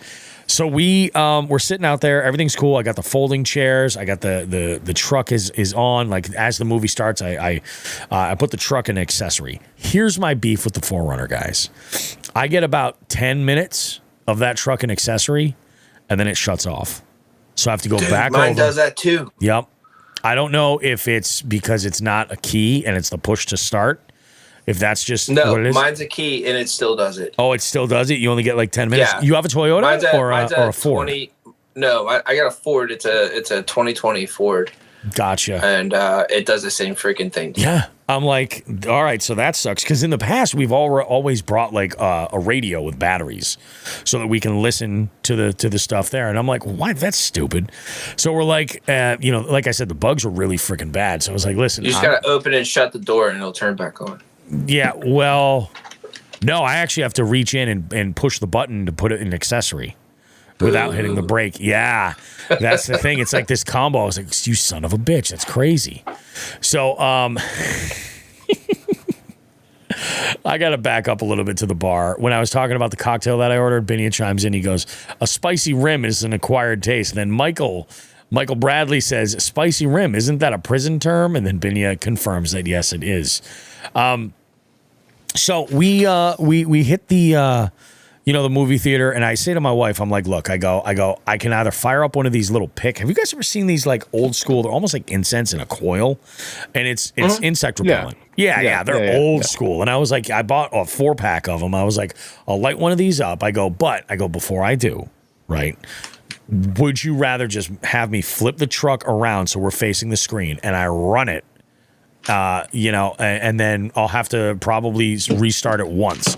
But I'm like, we run it with the AC. She's like, let's just do that. I said, okay, cool. Sounds good. So everything was good. Watch the movie. It was a great movie. Come back home, and then we go to, we sleep that night. Get up actually earlier than we had intended on, cleaned up the room, packed everything up that we needed. We went and we had breakfast at a place called The Friendly Toast, which is a chain, a small chain. And this place was out of this world. I had this crazy omelet that was freaking fantastic. Their house-made bread for my toast. And I had a cocktail, which is their take on what they would call a Bloody Maria, which is basically like a Bloody Mary type cocktail, but with tequila, because, Bobby roast beef. And it was out of this world, man. We just had a great time. It was a blast. Head back to the hotel, grab the boat, and then just hit the road. And we got back into town like about 1 o'clock. It was really good. I told my wife, I was like, after the amount of money that I spent this weekend, I'm like, I need a fucking break. Like, we need to really fucking kind of dial it in. Because, like I said, last week's episode, while we were talking to Alex Rudd, we're going away for Christmas in the Smoky Mountains. And I'm like, that ain't going to be cheap, So let's do some damage control now and reel this in. She's like, I think that is a fantastic idea. So it's pretty good stuff, man. It was a very, very fishy week for me. But it's all good. It's all good. Nice, dude. I'm super jealous about the Flaming Lips deal, man. That's a throwback, man. That's what I'm saying, dude. I had no idea you were a fan, and I feel like hell yeah, dude. Flaming Lips fans need to connect. Since 1992, like Clouds Taste Metallic, Hit to the Death in the Future Head, I really, I always kind of appreciated them back then. Like one of my favorite songs from those early days is "Turn It On." Like one of my favorites. Sure, man. But it's when Soft Bulletin came out in 97 that it was like you can't define that group in terms of musical terms necessarily. So yeah, I mean, my week was pretty awesome. There is a video coming. It's going to be dropped this week sometime. So follow the Jigs and Bigs YouTube channel, all that kind of stuff. And we'll go ahead and take it from there. Zach, I know you've got to bounce at 7:45. So here's what I saved a little time. I bought a half hour, bro. Oh, there you go. That's good. Why don't we go ahead? Well, you guys are more important. We know. Do we have any headlines this week, Joe, that we got to go through? I do, but I can do them quick. Let's go ahead. We'll bang them out now. And then, actually, you know what? Why don't we do this? Why don't we take a break and we'll do the headlines, just the tip, and FTGs, and then we'll wrap the show up. Yeah. Let's do it. I like that. Guys, we're going to take a short break. Don't go too far. I love being able to call producer audibles right from the seat. It's beautiful. It's a beautiful thing. Beautiful. Don't go too far, guys. We got all kinds of great stuff to talk about. All the categories tonight. Just the tip. We got headlines coming after the break. We've got FTGs galore. John Hagans, and we've got some in-house ones, and then we've got a little bit of tech talk too, a little bit of gear talk in our gear of the week. Don't go too far. Much more Jigs and Bigs coming up right after this.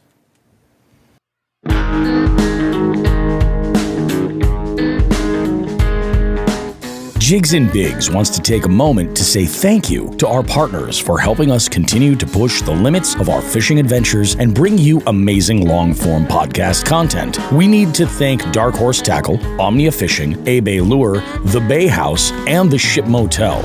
We can't forget about Three Bells Outfitters, Torres Sunglasses, and of course, Reaction Tackle. Be sure to check the description of this podcast for any associated affiliate links or promo codes they've generously provided our listening audience. Again, we cannot thank our partners enough for their support. Please consider supporting them and supporting the show in the same process. Thanks.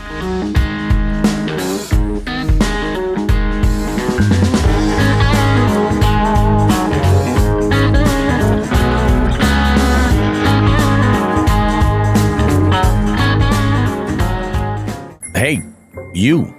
Yeah, you. the one with the impeccable taste in fishing podcasts. Bobby Roast Beef here with a little call to action for all Jigs and Bigs listeners. We're opening up our hotline to you. Now you can call us to sound off about almost anything at 413-324-8519. Want to submit someone for our FTG segment? Call us at 413-324-8519. Care to maybe suggest a topic for just the tip or bait of the week? Call us at 413-324-8519. Maybe you just want to give us or anyone else a little shout out on the show, or you want to suggest a guest for the beef seat. You guessed it. Call us at 413-324-8519. The Jigs and Bigs hotline is there for you to leave a message with us 24/7. Just call 413-324-8519. Also, you can check that number in the notes of this podcast.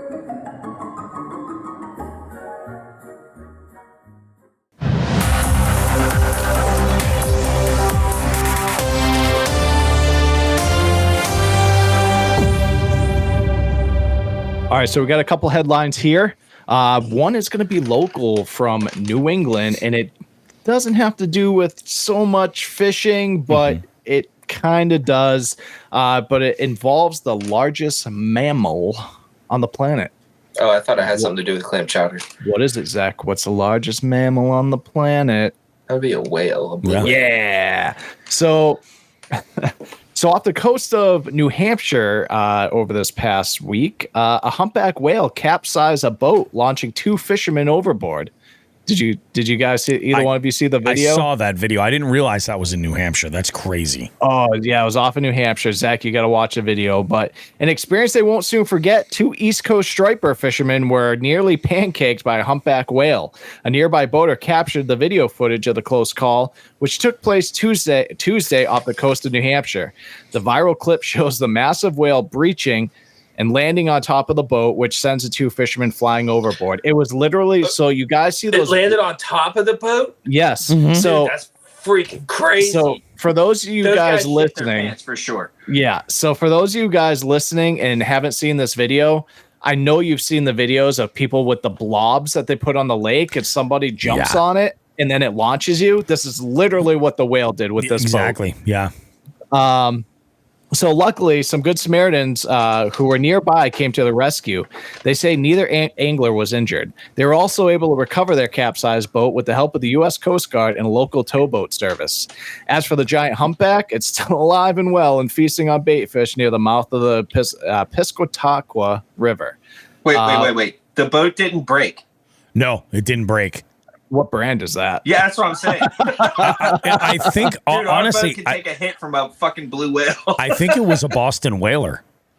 Oh, the irony. I really do. You know what I mean? Dude, it's fixed. I think it was a Boston whaler, to tell you the truth. Binya asked a question here. He goes, did the whale have a GoPro? How did it get filmed? So the video that I saw, I think came from a camera positioned on probably like the... Yeah. So those of you who have ever striped fished off the East Coast, wherever the stripers are, there's also 70 boats.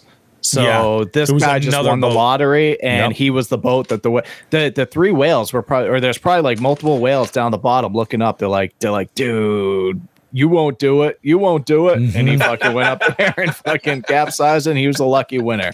No, so when you fish, I mean, I've done it. When you fish these spots, you can, just from the video, you can see several boats. But as soon as a boat sees you fucking catch a fish, it's just, and all the fucking boats are there. So that, I guarantee you. There was a camera on a boat, and it was like facing the rear, and it just happened to catch it. Yep. And I mean, if there's whales, there's always stripers and shit, because they're all pretty much, they're fishing on the plankton, or they're eating the plankton, the bait fish are eating the plankton, the striper eating the bait fish. Yeah. Circle of life. Yeah, exactly. So, let me see here. A main base fishing guide and the owner of Mag Charters, whatever his name is, was one of the boaters who helped pull out the 2 fishermen out of the ocean after a whale capsized their boat, called the Parker. He was joined by 2 young anglers, one of whom recorded the video on his phone. There were 4 or 5 other boats in the area. and all fishing for striped bass. And, they basically just talk about how crazy it was for another 10 paragraphs that we need to talk about. So, yeah, off the coast of New Hampshire. I mean, this has happened before. Usually you see it. I've seen it happen a lot. Like videos I've seen, it's like the Pacific, the West and the Pacific and stuff. Just see it like happen here so close to home. It's kind of wild. You never know what craziness is going to happen out there. And kudos on the whale and kudos on Boston Whaler if that's, what boat it is. Yeah. 2 lessons learned. Number 1, watch out for whales. Number 2, somebody's always filming you. It's true. Yeah. There's always a camera. It's true. So our next story. So if Nick's still in here, our favorite Canadian, Saint Nick, he's been sending me stories. He's like my new like field journalist. He's been like sending me these That's great awesome. stories. So here's the next one. Fish falls from the sky and shatters a Tesla windshield. Shut up. The unlucky Fish hate Tesla. EVs. Yep. The unlucky Tesla owner believes the fish was carried by a bird before dropping it on their EV. Oh. Jeff and Cynthia Levine live in Atlantic Highlands, New Jersey. It's close to the Nevasik River and Sandy Hook Bay, where countless fish live. It's from one of these water bodies that the Levines believe an eagle snatched up a fish before dropping it on their Tesla. The vehicle onboard cameras captured the falling fish as it hit and destroyed the windshield. The car started honking. It went crazy honking, which we had never heard. I didn't know how to turn it off, Cynthia said. I went out and he was in the yard somewhere. I went out and he was in the yard somewhere. He heard the crash and everything, but ignored it. This is terrible fucking explanation. We were like, holy crap, look at this. And I said to him, it looks like a fish scales and blood on the windshield. So how could something like this happen? The Levines blames a resident living on their own property. We also have eagle's nests in our backyard, so we think it was probably the eagle. It doesn't say what type of fish it was, but it absolutely destroyed their windshield. Oh, yeah. So wait. Did they like say it was either an eagle or their neighbors? No, so yeah, that's where like this comes from Car Scoops. It's some like car fucking blog website. Yeah. Yep. So the journalism isn't the best and the explanation isn't the best. I'm envisioning the neighbor coming out and just beating the shit out of the windshield with a mackerel. So they're basically saying that they have eagles that live in their backyard and that's their neighbor. That's the neighbor. Gotcha. Yeah, so it sounds like they found shit before, but yeah, dropped it. That eagle. Yeah, now you know what that eagle thinks of EVs. I feel you, dude. I feel you. Nick chimes in. So quick little thing here. Down in Ocean City, it's a huge problem. Seagulls, they like to eat what's inside of shells. And to get inside of the shells, what they do is they grab these things, they fly up, and then they drop them on the concrete. Yeah, to crack them. Yeah. No. And cars and cars and cars and cars and cars all the time. Oh, yeah. It's like one of the best places to go to get your windshield broken. Nick chimes in and he goes, a terrible explanation from New Jersey. Go figure.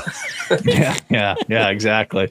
And once again, thank you, Nick, for the story. Keep them coming if you see them, and I will keep letting everybody know. It helps me out, and I appreciate it. Good old Saint Nick. Michael Bradley chimes in. He goes, too bad it didn't have unbreakable glass like the truck.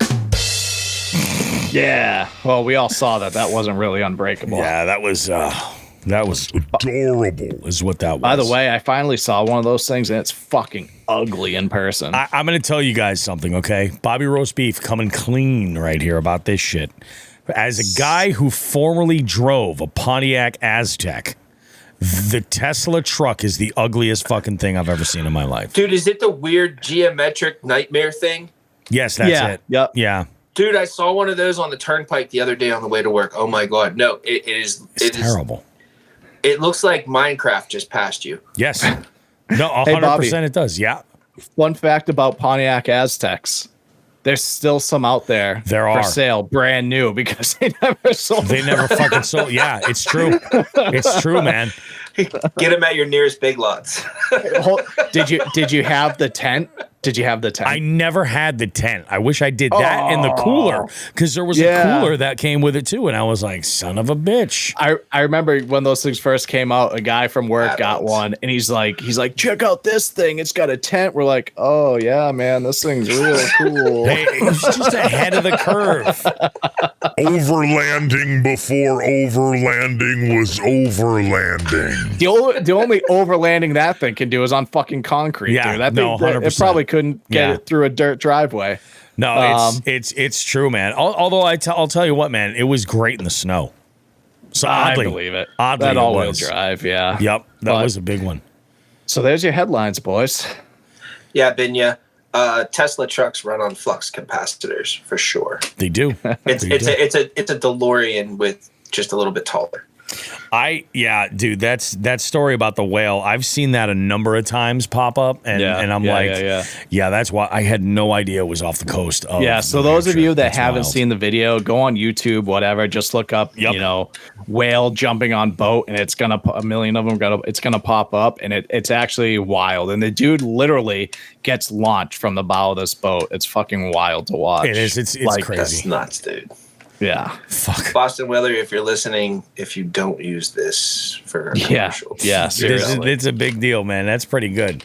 Let's go ahead and do this, because I'm really interested. We teased it early on, but now it's time for a little edumacation. And perhaps play a little game called Just the Tip. Just for a second, just to see how it feels. Or, ouch, ouch, you're on my hair. Okay.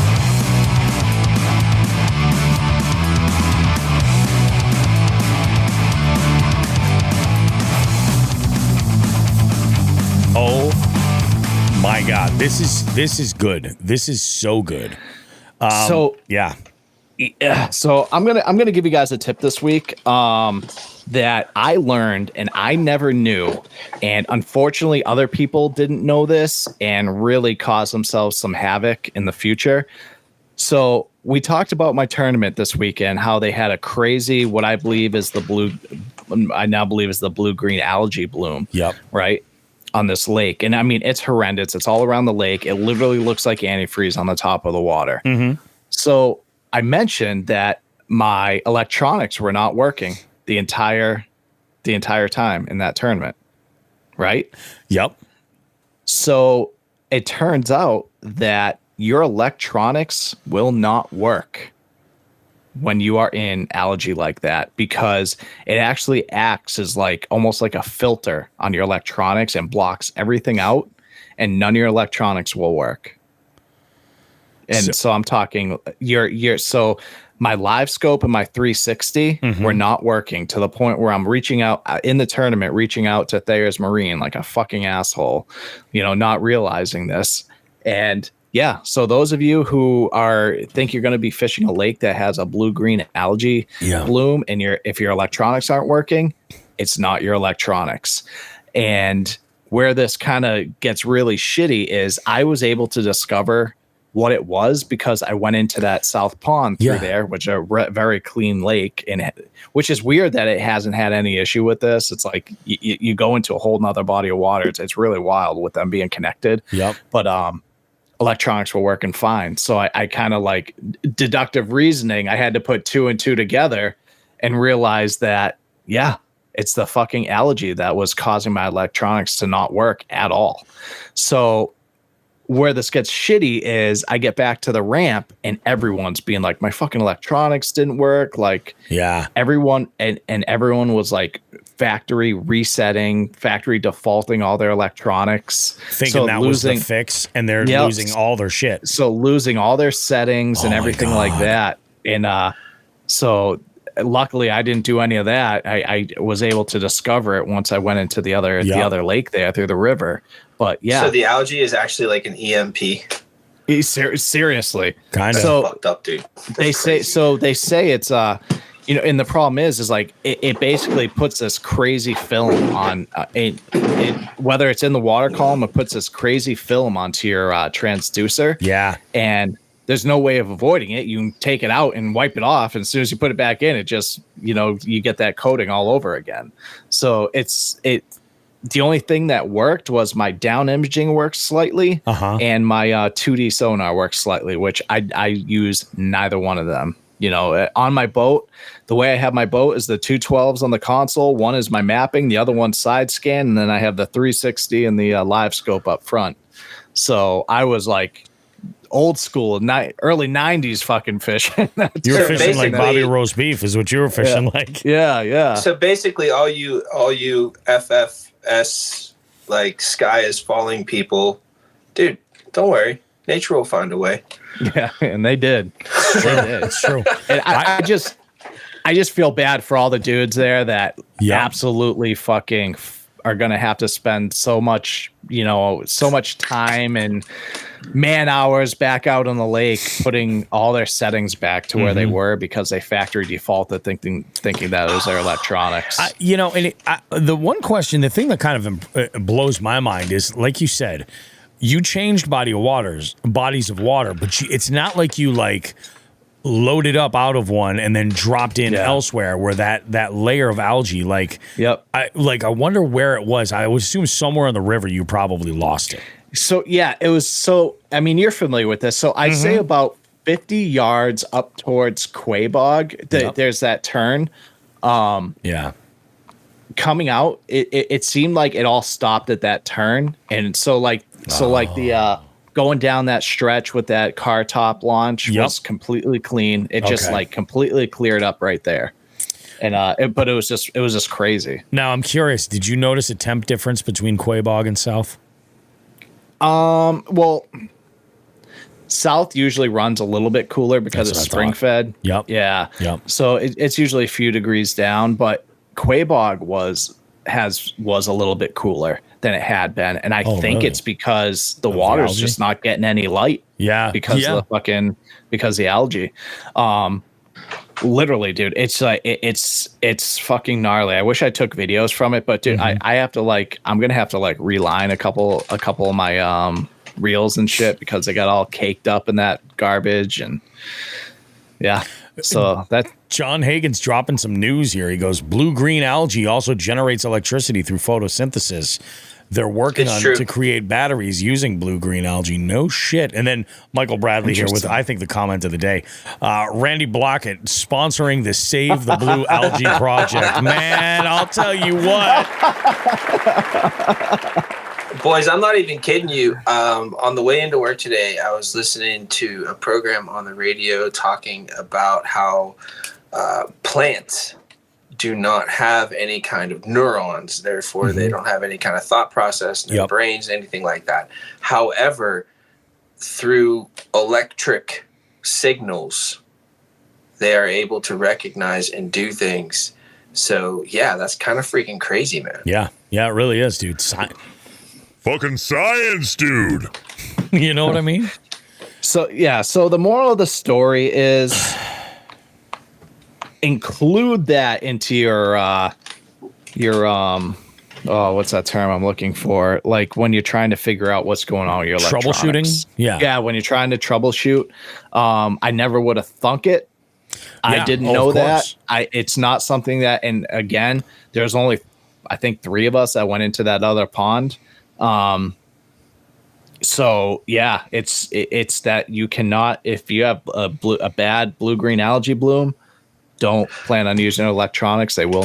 That's also crazy. Transducer wipers patent pending. Yeah, that'd be a good move right there. I want to see those in the next Dark Horse box. That would be a featured small business. We can't put that shit. Little windshield You wipers. can be the featured. All right, fine. I'll be the featured small business. I'm going to patent it right now. Yeah. I'm about as fucking mechanical as a wet mop, dude. I won't be designing shit. Oh my God. I can't even imagine, dude, that so I think the real tip here is don't factory reset your shit until my God, could you just imagine if you had a shit ton of waypoints and you had a shit ton of data that you saved on this that maybe what if you didn't have a chip? Because that's the thing, you factory reset, if it's all saved on the chip, it's fine. You know what I mean? Yeah. But there's a lot of people that don't roll with that shit because they never use it. And people usually don't save their waypoints on the chip unless they're getting rid of their electronics or something. Yeah, dude, that's imagine if you were a rookie on the Bassmaster Elites. I'm just kidding. Just kidding. So it's crazy because I realized that and this is a fun fact as well, and I realized this the hard way. I use Lake Master mapping, through an SD card. That's through Humminbird. I think it's an elite fucking mapping software. I realized that I knew it, but I didn't think of it. So the SD card is the overlay, the mapping overlay. Yeah. But your unit has the waypoint. Yeah. And I realized that when I got rid of the Skeeter and didn't have my waypoint. Oh. So that one spot on that lake that Bobby knows I love, that's in a little bit deeper water, I do not have that waypoint because the marker is no longer there. So I think you can't just find it. Yeah, you can get close, right? Yeah, I can get close, but dude, all my electronics I would have used to be like, okay, here's where it is, did not work. So but it's not on the St. Lawrence, right? Oh no. Oh, okay. No, I really give a shit. I didn't have my boat. Yeah, remember it was broken. So when you guys fish that tournament in October, you're going to be going green right up there. Yeah, and more than just the color of that icon. Yeah, that's why I'm going up a few days early and making it a fucking thing. Oh, dude, I will be there for every pre-fishing day. I can't wait, dude. Perfect. I'm wondering if that shit moves out. I don't know. Thoughts, Come on, man. Bobby. You got to get the Lund up there, and you got to fish it, dude. We got some events coming. This in October might be kind of nuts. It might be. Yeah. I got some weddings that kick off. September and October are like the only real months where I'm busy with wedding events and stuff. But I got some other wedding related events coming up in August. But yeah, September and October get pretty crazy. I got one weekend where I got 2 weddings back to back. So it's gonna be a long one. Yeah, it'll be fucking interesting, dudes. Dude, that's wild for a tip. That is crazy. Let's go ahead and shift gears because it's time. We got to get to it.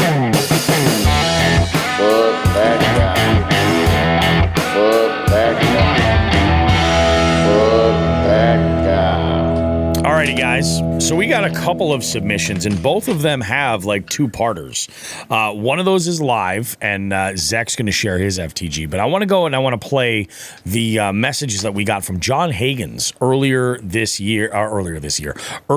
week. And we kind of had mentioned some of this stuff in last week's show, but now let's go ahead and dive in and see what John has to say regarding his woes. Hey guys, this is John Hagans. I wanted to call in a FTG this week. I had a pretty effed up weekend in that category. I know Bobby and I have talked about me purchasing a kayak very soon, and I decided to push the go button this weekend. So I went on Cabela's. They had pretty much it was just a package with the Ascend 133X that came with a motor and everything and a few other extras. I went ahead and pushed go on that and paid for the shipping and everything. And I knew it would have to be delivered freight. So I went ahead and submitted the order. And not even an hour later, I expected to get a message back. I did receive a message from customer service. They would just wanted to switch the 2-day shipping to, freight shipping because it was a larger kayak and you can't just throw it in a small truck and send it. So I was cool. I already knew that was going to happen. I set up the delivery to have it delivered to my house at curbside, and I would meet them out there to move it to my garage. So I was geeked. Everything was set up and ready to go. And I just was excited all day Saturday. I went to bed and woke up Sunday morning, and I had a message in my inbox that said my order was canceled due to the fact that one or more items that were on the order were not available. The item that was missing was actually the motor for the kayak. So instead of them putting my order on a back order until everything was available. They never reached out. They never called. They just decided, hey, fuck this guy. We're going to cancel it. So I was pretty miffed at that. And so my FTG this week is for Cabela's customer service. Now, will I still go to Cabela's? Yeah. They tend to have a lot of cool shit that most people like or want or need. But when I am in there, I am definitely going to be giving anybody in a Cabela's uniform a side eye. Except for the guys with the gun rack. They're pretty cool. But it turned into a two-parter. So I listened to the live broadcast last Sunday and decided, since we were all talking fishy shit, I guess, I was going to go out and try to catch some bait at the local lake and go do some catfishing. So I pulled up at one of the boat launches at and this is John Hagans again. With my second FTG, I got cut off on the last call. But anyways, I listened to the live broadcast and decided to go out fishing Sunday and get some bait to go catfishing. And I went to Buckeye Lake to fish one of the canals near the one of the boat launches in one of the closer parks to my house. And when I got there, it was dark. It was a little after 9 or so. And when I got there, 3 truckloads of older teenagers pulled up, and they parked in the trailer parking area, and they were just being loud as shit and carrying on. They weren't there to fish or anything. So I guess they were just doing what teenagers do on a Sunday night when there's no school anyways. But while they were carrying on, one of the guys who owned one of the trucks, I guess his girlfriend wanted to make a drink run to one of the stores and wanted to use the boyfriend's truck to go get it. And they were parked next to a truck with a trailer. And when the girl pulled out, she did not pull out and turn. She just turned and smashed into the guy next to her trailer and broke some lights and bent some rails on the back of the trailer. Clearly there was no boat attached, so somebody was out night fishing. The boyfriend was pretty upset. He told the girl just to go get her stuff and hurry up and come back. He was going to wait to see if the guys came back in their boat. Meanwhile, his friends were over making jokes, and one of them actually said, "Hey, you want me to hit the other side of the trailer too to make it match?" Kind of a dickhead thing to say, but I get it. It's kids. But the girlfriend came back and they stayed and waited. Once the boat returned, the guy who owned the truck decided to go over and fess up to the truck owner, who seemed to be pretty cool about it. And the kid had gave him his insurance information and everything to make sure the trailer got fixed and paid for. So the FTG for this is the girl that drove the truck. Not only did you just have to have your boyfriend pay a deductible for his insurance, but you messed up the side of his truck and you crushed somebody's trailer because you needed a soda. So with that being said, fuck that chick. Sorry about the 2 calls. Have a good one. See you on the next show. John, no apologies needed, man. That is shitty. FTC. Yeah, that's pretty fucked up, man. Trailer shenanigans are some of my favorite. Like, I just feel like they're relatable, And I knew that was going to go downhill quick when he was like, "Oh, 3 carloads of, older teenagers rolled in the trailer spots." I was like, "You motherfucker." As far as the Cabela's thing, so John had messaged me earlier. Was like, "Dude, you're never going to guess what happened," and that sucks, dude. Like, it's bullshit that they just straight up canceled the order. They really I would have one of 2 things, like you said, put the whole thing on back order till they have the stuff and just ship it, because like you made the purchase, you're in line. You know what I mean? Like, you did everything that you need to do, like have like whatever, or refund the motor and then ship everything else out. I have a suggestion. What's that suggestion? How to avoid Mr. Hagan's issue. Use a small business outdoors provider. You will not have that happen to you. They will take care of you 99.999 times out of 100. They will go out of their way to do whatever it is you need them to do. So that's my suggestion for that situation. The small business people, they got to fight for every little scrap they get. So they're going to take care of you. Yeah. So that's my suggestion. Oh, for sure. Yeah, I agree. But it's like, it's one of those things with in that big retailer space. I don't think there's anybody that's necessarily surprised. You know what I mean? Nah. And it's kind of a challenge. I'm not sure what like the kayak outfitters market is like in Ohio necessarily. I know a whole bunch of them. Oh, really? Yes. All right. Okay. All right. That's good. That's real good. There's Cuyahoga Falls Outdoors, Loveland Kayak and Canoe. I know more, but there we go. And look at this. now. John Hagans chimes in. He goes, "That's the next move. Raccoon Creek Outfitters is right down the road." Raccoon Creek. That's another one. Yep. Boom. We actually Josh and I got our Crescent Shoalies from a place in Cuyahoga Falls. Yep. And badass dude. Dude, that's like the guy took fucking care nuts. of us. He stayed open because we weren't going to get there in time. Yep. Like they take care of you. Yeah.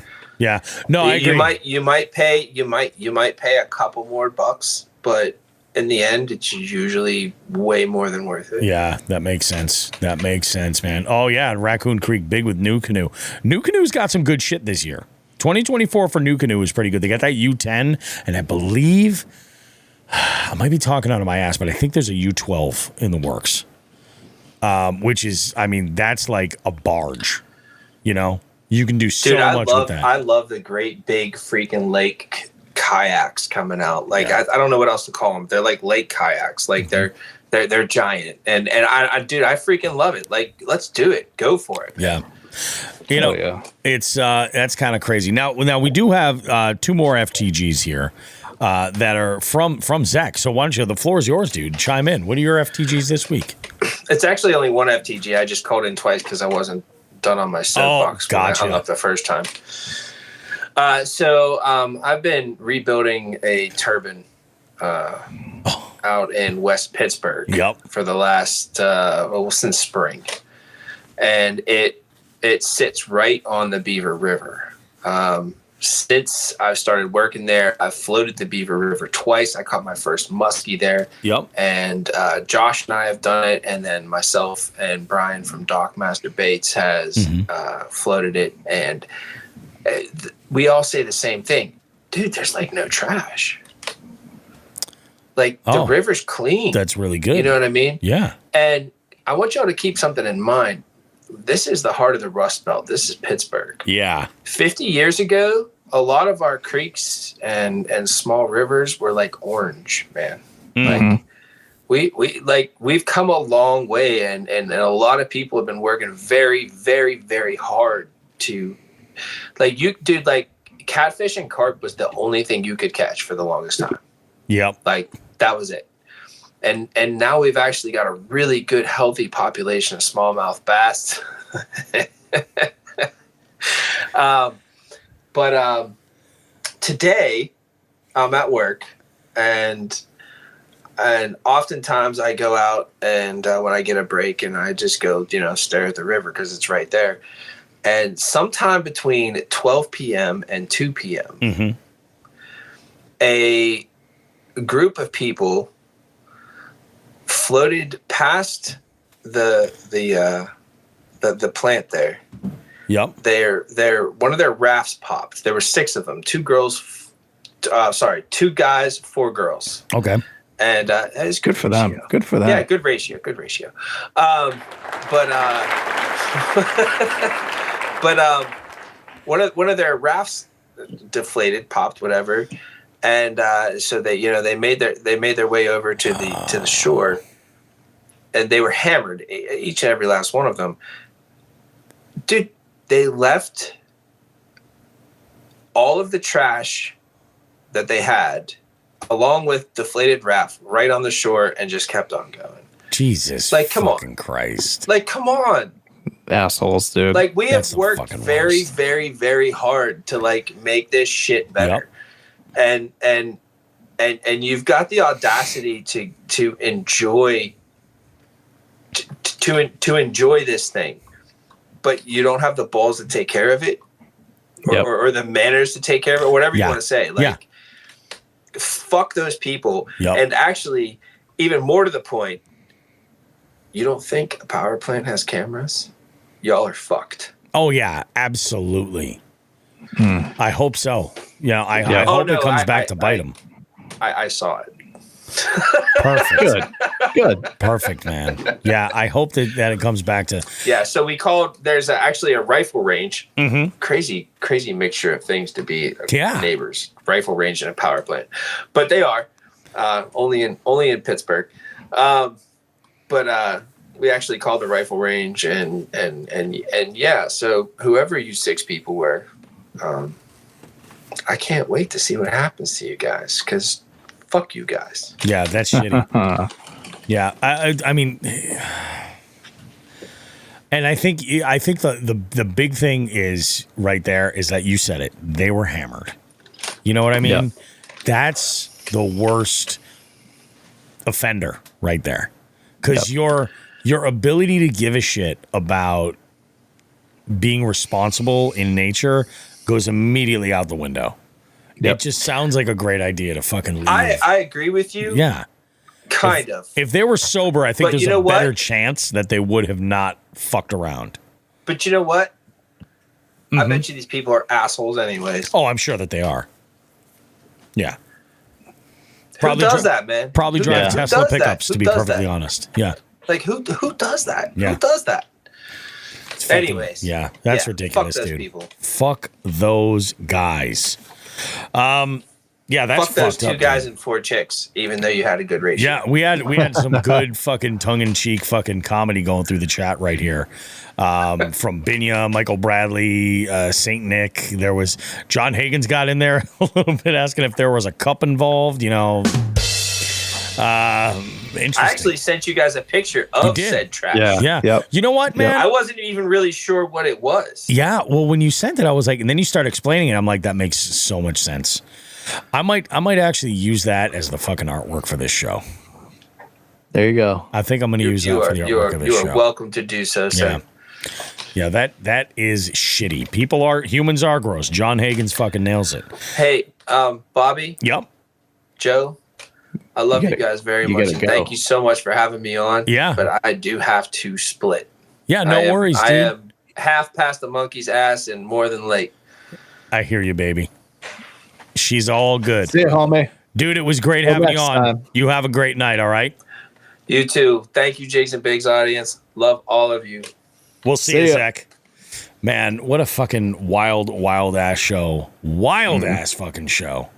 Why don't we do this? We're going to go ahead and I think, Zech had mentioned he had something for Gear of the Week. I'm going to have him put a pin in that, and then we'll come back to it for another show. Easy. I think that's a good idea. What a fucking fantastic program this week was. It was. And I like these where we just kind of talk. We do a lot of reviewing. We talk about all kinds of shit. A couple of good FTGs out there, some storytelling that's really like what this shit is all about. What do you have on the docket, Joe, as far as getting out in the next week or two for events? Yeah, so I got a tourney this upcoming Saturday that I'm probably not gonna be able to pre-fish for, and I fucking hate the body of water. Oh, really? So yeah, so we'll see. And then I was hoping to get to Candlewood this weekend as well. There you go. I might, if for some reason I don't fish a tournament, I might, just focus on Candlewood, meet Kevin down there. There you go. And then I'm going to try to get into the Wednesday this evening. Hopefully, nothing else crazy comes up with work, and it's about it, man. It's about it. So I've got my week as far as fishy stuff is going to be kind of interesting. I'm going to try to squeeze in as many weekday outings as I can. Yep. I'm probably going to plan a trip with my dad again this week. Awesome. And then I think so. I have this weekend is weird. I'm going to see Metallica with my youngest daughter and Paul. We're going to see both shows. We got the double ticket, so we're going to see them the first night with like Pantera, and then the next night, I forget who's even opening. But we're going to go and have a good time. And in the middle, I actually have a J&J that I am I'm working on that Saturday. So my plan for this coming weekend is Paul is going to take the entire day off. He has like 2 or 3 weeks of vacation left, and July's almost over. Yeah. He's like, so I got to use this time up. He's like, I'm going to take Friday off. I think we're going to send it nice and early on Friday, he and I. Yep. Not sure where we're going to go. I'm not 100% sure on where it is that we're going to go, but we're going to send it. Saturday, I'm probably not going to fish. I might fish early on Sunday, though, depending on how late the J&J goes, because J&Js are like, I'm doing trivia at this one. I have a couple other things going, so it'd be pretty cool. We have what else? And then as we get into next week, there's the whole Susquehanna event happening with the Kayak Adventure Series. So I got to plan that. I just got a message from Delirious. He's like, I could definitely go, but I can't stay out there. He's like, I won't be able to pull an overnight because he's on pet duty for his house. So I'm like, I totally understand that, man. So I don't know what's going to happen with the Susquehanna. It's basically going to end up being one of two things. I'm going to go down for the 2 days if I can find somebody to camp and go and fish with and just, whatever. Sure. If I can't, I'm just going to roll down on Saturday morning. Do the event and then roll back up. But I got to try to figure out the overall plan and get back to what the fuck? I'm having a fucking brain fart. I got to get back to Drew about what's going on, but this should be pretty good. Yep. Michael Bradley asks, he goes, is Pantera the original lineup minus Dimebag, of course? Minus Dimebag and Vinny. It's I believe it's Charlie Benante on drums, and I think Zach Wild is playing guitar. I've seen some videos from when they first started with that lineup on that tour, and it was awesome. Like, it wasn't Dime, but it was awesome. It was really good. So it'll be interesting to see it. Nick says, the Suski's just too far for me to make it, but it's definitely worth going if you're anywhere close by. Yeah, for sure. It definitely is. Yeah. And I might, I got a couple other people I'm going to hit up too and see what we can put together. It all gets down to like what's available like for camping and all that stuff, because none of that stuff is set up. So I'm kind of I'm hoping that Drew can kind of point me in a direction, but I gotta have sort of an idea. It's just that I would take my kayak. I really would. I'd love to take my kayak, and even if I didn't enter the tournament, just get out with it. The problem is that I've got to lug all my camping gear and I've got to lug all my trivia gear, and like shit like the television and things like that. And I gotta that's one of the things I have to do this week is actually write a really good, and we're doing a shorter game. Like, it's only going to be like a 20 to 30 question game. It's not going to be anything super crazy. Probably do a little challenge in there. Probably not going to make anybody do Drinko at the Kayak Adventure Series. I have another challenge in mind that I think will work out much better.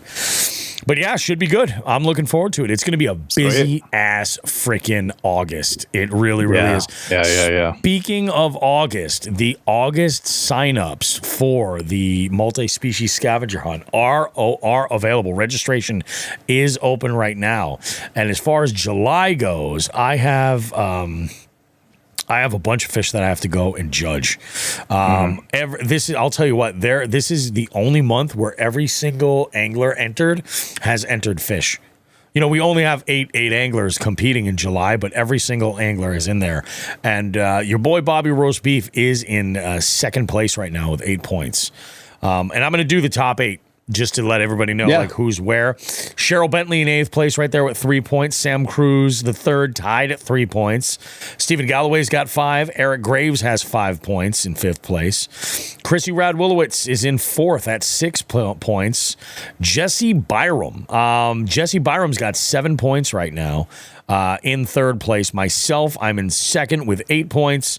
And then Tim Behan has a nice solid 10 right now in in first place. So yeah, it's pretty freaking awesome. But August is wide open. You guys can go and register for it.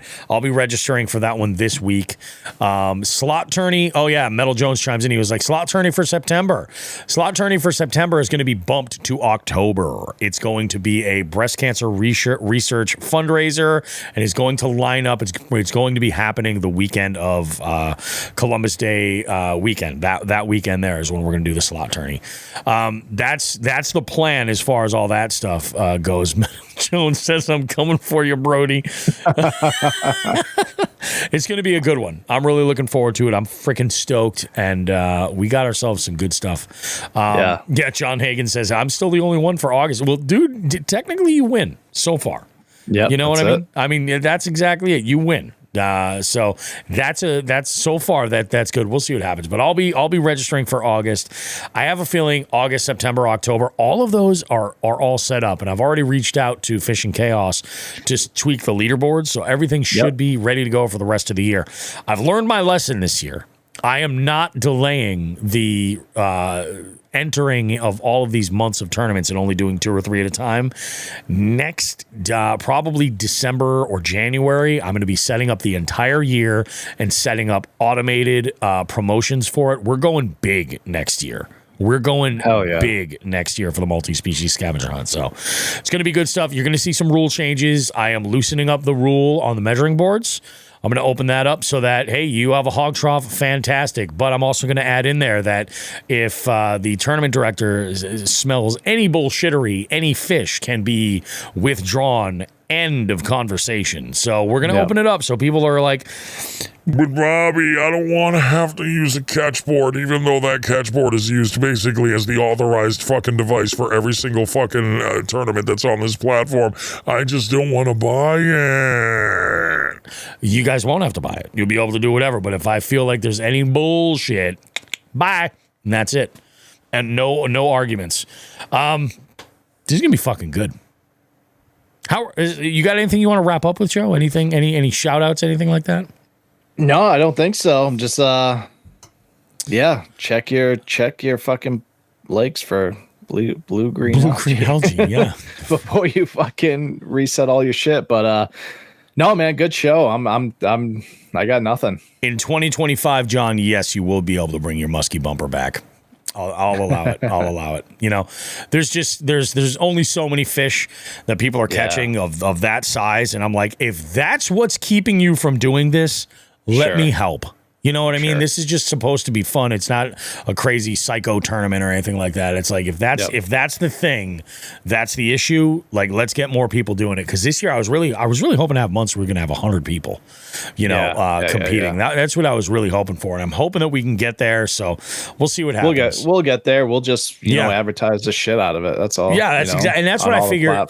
This winter will be really good because I want to pre-do a lot of this so that it's all set and we can really go like fucking balls to the wall. And I'd like to utilize our appearance at any of the expos that we're doing in early 2025 to really push for here's the scavenger hunt series. You guys are crazy if you're not doing that. Agreed. I think the only rule for a measuring board is that it's got to have a vertical edge. Like no measuring tapes. There's got to be a vertical edge there, and it's got to make contact. I don't care if the mouth is open or anything like that. We'll measure it because, again, it doesn't come down to inches that way.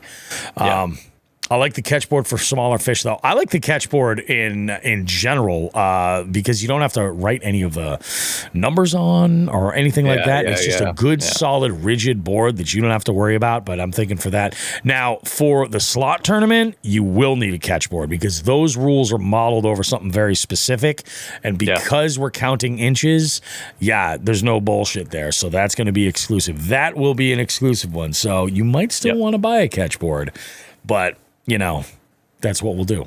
And we only do 2 slot tournaments a year. So if we end up doing that like monthly, who knows if that's going to change. But again, fish could be challenged left and right. It could be crazy. I love it. Good, solid, rigid board. God, Binya, has Binya been drinking the sauce tonight? He has.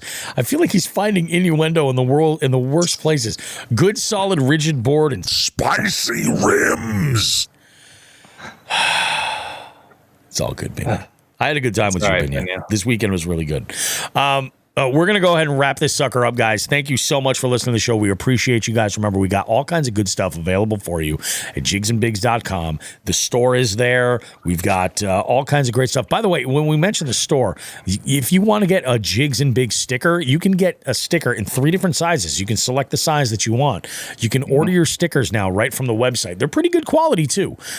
We are still going to be doing like giveaways and stuff for them, but we're slowing down how often we're carrying those because we're really not going through them this much. But I want to make it easy for you guys if you want one wherever you are in the country, wherever you are in the world, to be able to go ahead and rock a little Jigs and Bigs either on your tailgate, on your cooler, on your kayak, on your boat, on your mom, whatever it is, you know.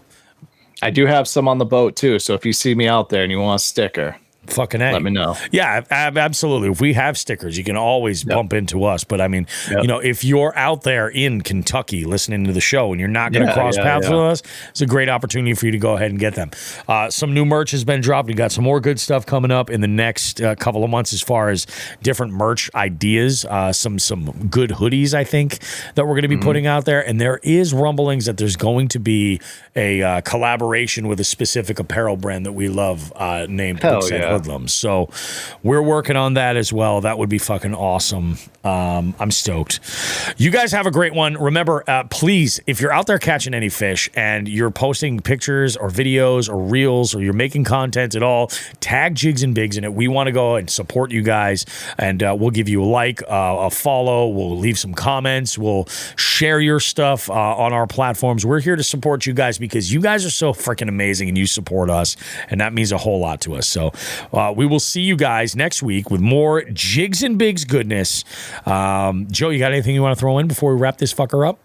That's it, man. See you guys next week. I'm going to go ahead and grab another crisp one and crack that son of a bitch. Diet Coke, remember, we got a thing. Let's talk. Let's talk. Like we always say. It's an ass smoke some grass. Destruction.